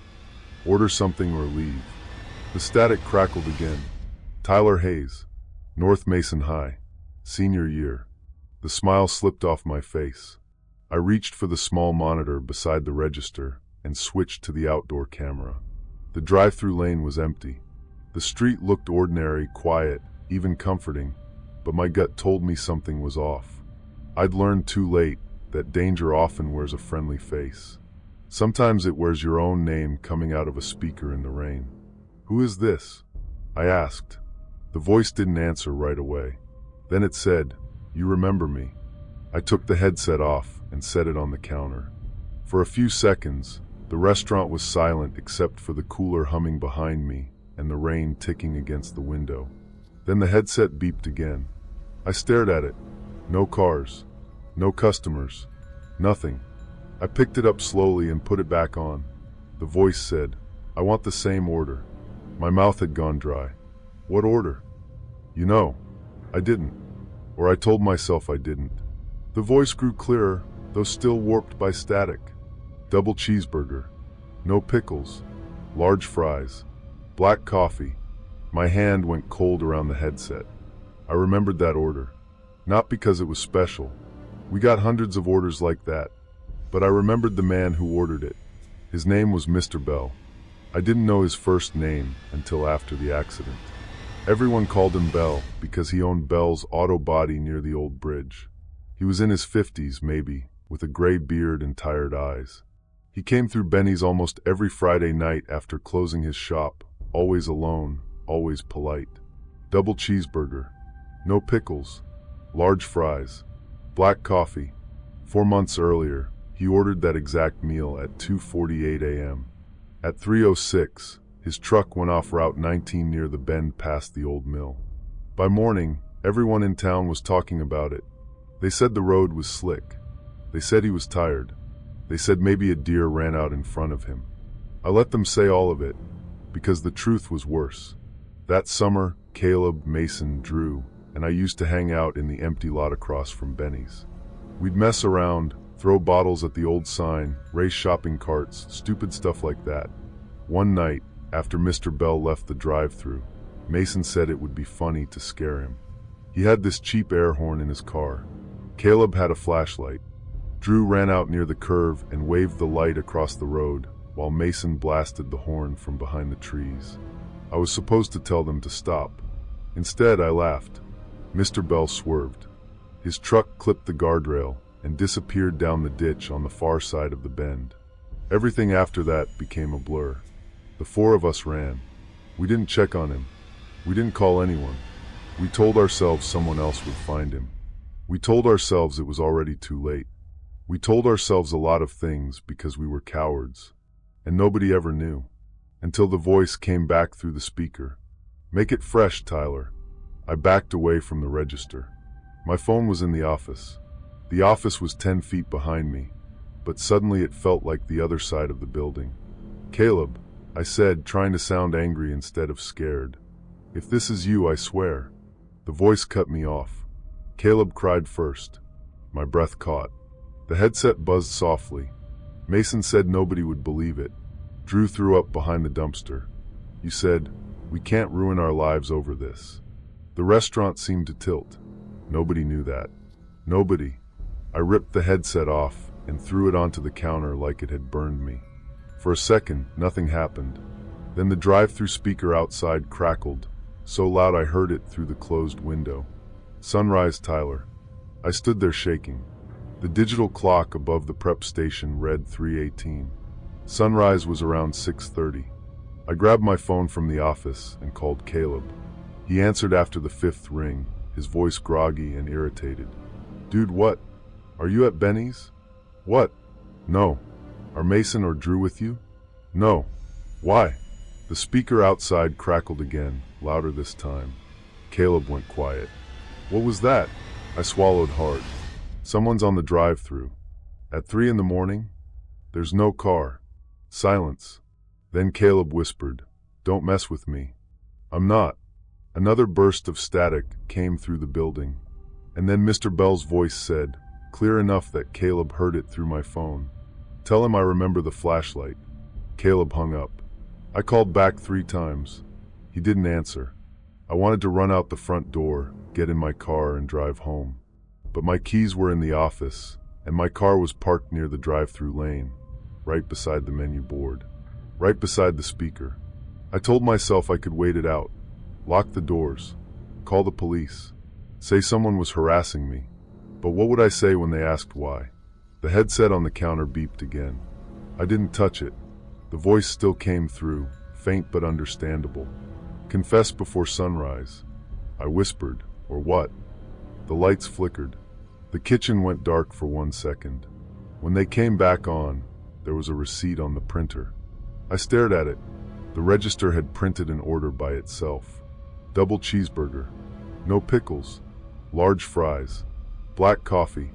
At the bottom, where the price should have been, it said, "You left me there." My knees nearly gave out. I backed into the counter, knocking over a stack of cups. They scattered across the floor, rolling under the soda machine. That was when the drive-through camera changed. The screen above the register usually showed the menu board. Empty lane. Speaker. Wet pavement. Now it showed the curve on Route 19. The old mill bend. I saw 4 boys standing near the trees. Grainy. Black and white. Rainy. Caleb holding the flashlight. Mason laughing with the air horn. Drew watching the road. And me. Me standing behind them with my hands in my hoodie pocket, smiling like none of it mattered. I wanted to look away, but I couldn't. On the screen, headlights appeared. Mr. Bell's truck came around the bend. The flashlight flashed. The horn blared through the restaurant speakers.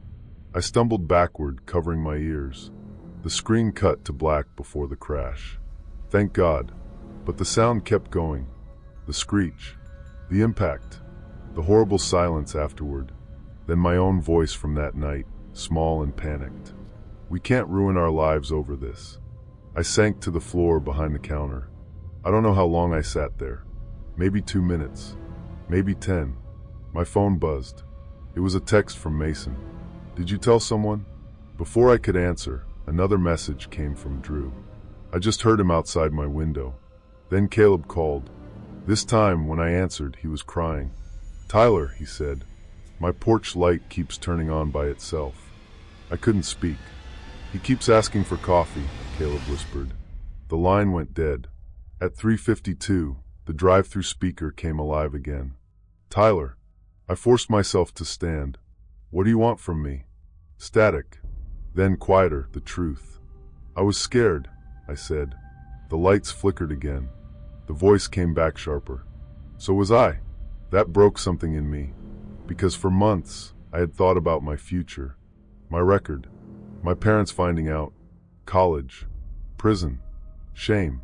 I had not let myself think about Mr. Bell in that truck, alone in the dark, while we ran away. I had not let myself think about his family. His daughter came through Benny's once after the funeral. I recognized her from the local news. She ordered a coffee and sat in the parking lot crying for almost 20 minutes. I didn't say anything. I just watched from behind the glass. My heart sank into my stomach as the back door clicked shut behind me, and I realized I was completely alone. Someone was watching, and I had no way out.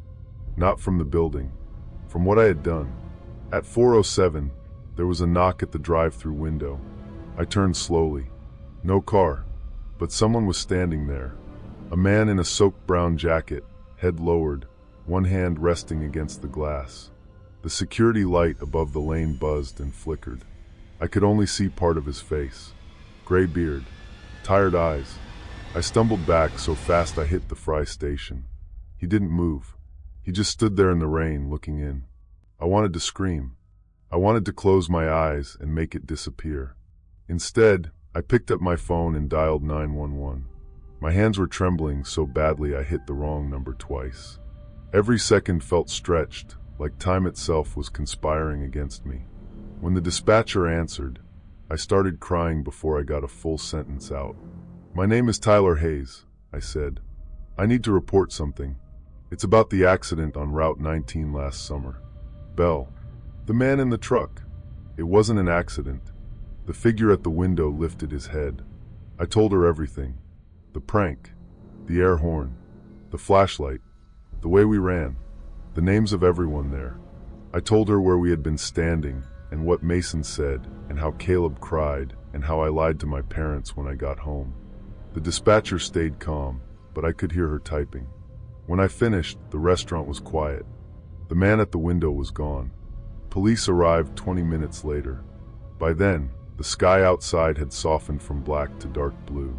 Rain still fell, but lighter now. The kind of rain that makes the world feel washed and empty. They took my statement, then another. Then they called my parents. My mom cried when she got there. My dad didn't say anything at first. He just looked at me like he was trying to recognize me and couldn't. Caleb confessed before noon. Drew by that evening. Mason denied it for 2 days, until police recovered old messages from our group chat. There were consequences. Real ones. I won't dress that up. But that isn't the part that keeps me awake. The part that keeps me awake is what the officer told me later. They checked the drive-through system. There were no recorded orders after 2:57 a.m. No audio. No camera footage of a man at the window. No receipt in the printer history for Mr. Bell's meal. But I still had the paper receipt. The one that said you left me there. No one could explain it. Benny's shut down a year later. Not because of me officially. Business was already bad, and people didn't like going there after everything came out. The building is still there though. Empty now. Boarded up. The drive-through speaker is rusted and bent, and weeds grow through the cracks in the lane. I drove past it once after my 18th birthday. I don't know why. Guilt makes you do strange things. It pulls you back to places that hurt you, maybe because some part of you thinks pain is the closest thing to forgiveness. I parked across the street in the old lot. The place looked dead. No lights. No cars. No movement. Then the drive-through speaker crackled. Just once. I froze behind the wheel. A voice came through, faint under the wind. "Thank you, Tyler." I started crying so hard I couldn't drive for 10 minutes. I wish I could say that was the end of it. But every now and then, when I'm half asleep, I hear the headset beep. Just one soft tone. Then static. And sometimes, underneath it, a man's voice asking for black coffee. Not angry anymore. Just waiting. I confessed before sunrise. But some truths don't set you free. Some just turn on the lights and leave you standing there, finally able to see what you really are. Story 8. The night bell from the 3rd floor started ringing at 2:38 a.m. I remember the time because I was staring at the clock above the medication room, trying to decide if it was too early to make my second coffee. The building was quiet in that strange way care homes get after midnight, not peaceful exactly, just still. Machines humming softly, radiators clicking, someone coughing behind a closed door. The smell of disinfectant mixed with laundry detergent and the leftover gravy from dinner. Then the bell rang. One sharp buzz, then another. Then it didn't stop. My name is Emily Carter. I was 22 when this happened, working as an overnight caregiver at Rosebridge Manor, a retirement home in a small town in Vermont. I'd only been there for 6 weeks. It wasn't glamorous work, but I needed the money, and honestly, I liked most of the residents. They had stories. They noticed things. They remembered tiny kindnesses in a way people my age usually didn't. Rosebridge was old, built like a boarding school with long hallways, creaky floors, and wallpaper that looked like it had been chosen by someone's grandmother in 1984. The first 2 floors were active. The 3rd floor had been closed for renovations for years, or at least that's what I was told during orientation. "Don't go up there," my supervisor, Carla, said on my first night. "Bad wiring, exposed flooring, old pipes. Liability nightmare." I didn't question it. There was yellow tape across the stairwell door and a keypad lock beside it. The elevator button for 3 had a plastic cover screwed over it. Every employee knew the rule. Third floor was off limits.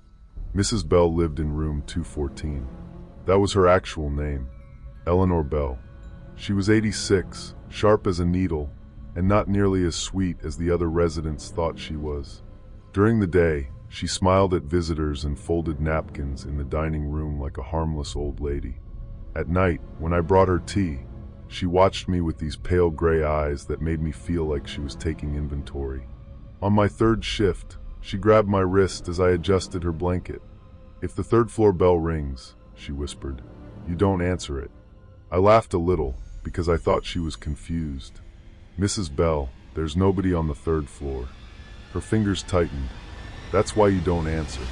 I told myself it was dementia. A lot of residents had memories that got tangled at night. They'd ask for dead spouses, childhood homes, children who hadn't visited in 10 years. It was sad, but it wasn't unusual. Still, she said it again the next week, and again after that. Always the same words. "If the third floor bell rings, you don't answer it." The first strange thing happened on a rainy Tuesday night. I was doing rounds on the second floor when I heard music coming from the stairwell. Not loud music, just faint piano, muffled by walls, slow and scratchy like it was playing from an old radio. I opened the stairwell door. The music stopped. I stood there listening, one hand still on the handle. The stairwell smelled like dust and cold concrete. The yellow tape across the third floor landing shifted slightly in the draft. I wanted to laugh at my own paranoia, but the whisper of footsteps from above made me freeze, every nerve screaming that I was not imagining this. Then Mrs. Bell's voice came from behind me. "Close it." I turned so fast my shoulder hit the doorframe. She was standing in the hallway in her nightgown, gripping her walker, staring past me into the stairwell. "Mrs. Bell, you scared me." "Close it," she said again. I did. After that, she refused to sleep unless her door was open. Carla brushed it off when I told her. "Eleanor used to work here years ago," she said. "She remembers old problems and turns them into ghost stories. Don't feed into it. She worked here. Nurse supervisor, I think. Before my time." That made sense in a sad way. Maybe the third floor had been a memory care unit once. Maybe Mrs. Bell had watched people decline up there and couldn't separate past from present. For about 2 weeks, nothing else happened. Then residents started mentioning dinner on the third floor. Mr. Alvarez in 109 asked me one night if the people upstairs were getting soup because he could smell it. Mrs. Green said she heard chairs scraping above her ceiling. Another resident, Mr. Tate, told me a woman in a blue robe stood outside his door at 3 a.m. and asked what time the dining room opened. When I checked the cameras, I saw nothing. The third floor camera didn't work, of course. It was labeled offline on the monitor, a black square in the corner of the screen. I told myself old buildings made sounds. Pipes knocked. Floors settled. Residents dreamed. Then came the night of the bell. It started at 2:38. The emergency call panel at the nurse's station lit up red. Third floor, room 307. The sound was louder than normal call bells. Harsh, mechanical, like an alarm buried inside a wall. I stared at the panel, waiting for it to stop. It didn't. Mrs. Bell's call light came on next. Room 214. I went to her first, partly because I was scared and partly because I didn't want to admit I was scared. She was sitting upright in bed when I entered. She didn't look confused. She looked completely awake. "You heard it," she said. "It's probably a fault in the system." "No, I need to check." Her face changed. Not fear exactly. Something closer to anger. "You leave it alone. Mrs. Bell, if there's an electrical issue. There is no one to save up there." The bell kept ringing down the hall, buzzing through the speakers, red light flashing against the walls. I tried calling Carla. No answer. I called the on-call maintenance line. Voicemail. Then the fire alarm panel beeped once, and the elevator doors opened at the end of the hall. No one was inside. The plastic cover over the third floor button was gone. I stood there staring at it. Mrs. Bell whispered from behind me, "Don't let them see you." That should have been enough to keep me away. But when you work in care, there's this part of your brain that doesn't let you ignore a call bell. It gets drilled into you. Someone presses a button, you respond. Someone needs help, you go. So I grabbed the master keys from the nurse's station and walked to the stairwell. My heart sank into my stomach as the stairwell door clicked shut behind me, and I realized I was completely alone. Someone was waiting, and I had no way out except up. The third floor lock accepted the code. That alone made my mouth go dry. The yellow tape peeled away too easily, like it had been placed there for show. When I opened the door, cold air spilled out. The hallway beyond wasn't under renovation. There were no tools, no plastic sheets, no exposed wires. It looked like an old wing of the care home, perfectly preserved and completely wrong. The carpet was faded burgundy. The walls were yellowed. Wheelchairs lined one side of the hall. The overhead lights flickered dimly, buzzing like insects. And the smell hit me. Old food, stale air, something sour underneath. The bell was louder up there, coming from room 307. But before I reached it, I saw the dining chairs. They were arranged along both sides of the hallway. In every chair sat an old person. Men and women in robes, slippers, cardigans, and hospital gowns. Some held folded napkins in their laps. Some stared at the floor. Some faced forward with empty plates balanced on their knees. They looked like residents waiting to be called to dinner. No one moved. No one spoke.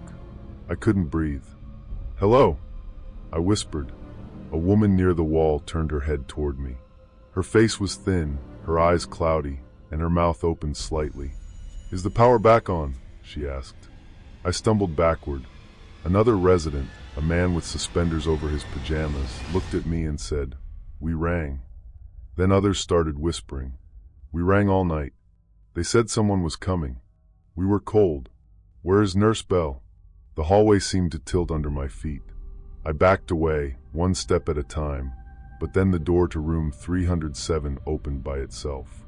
Inside, the emergency bell cord swung gently from the wall. There was a bed, a tray table, and a black and white staff photograph pinned above the dresser. I don't know why I walked closer. Panic does strange things. Sometimes it makes you run, and sometimes it makes you need one more piece of proof before you let yourself fall apart. The photo showed a younger Mrs. Bell standing beside a group of nurses. Under it was a brass nameplate. Eleanor Bell, Night Supervisor, 1978. Beside the photo was an old newspaper clipping, yellowed at the corners. Rosebridge Power failure under investigation. My eyes moved over the words in broken pieces. Winter storm. Backup generator failure.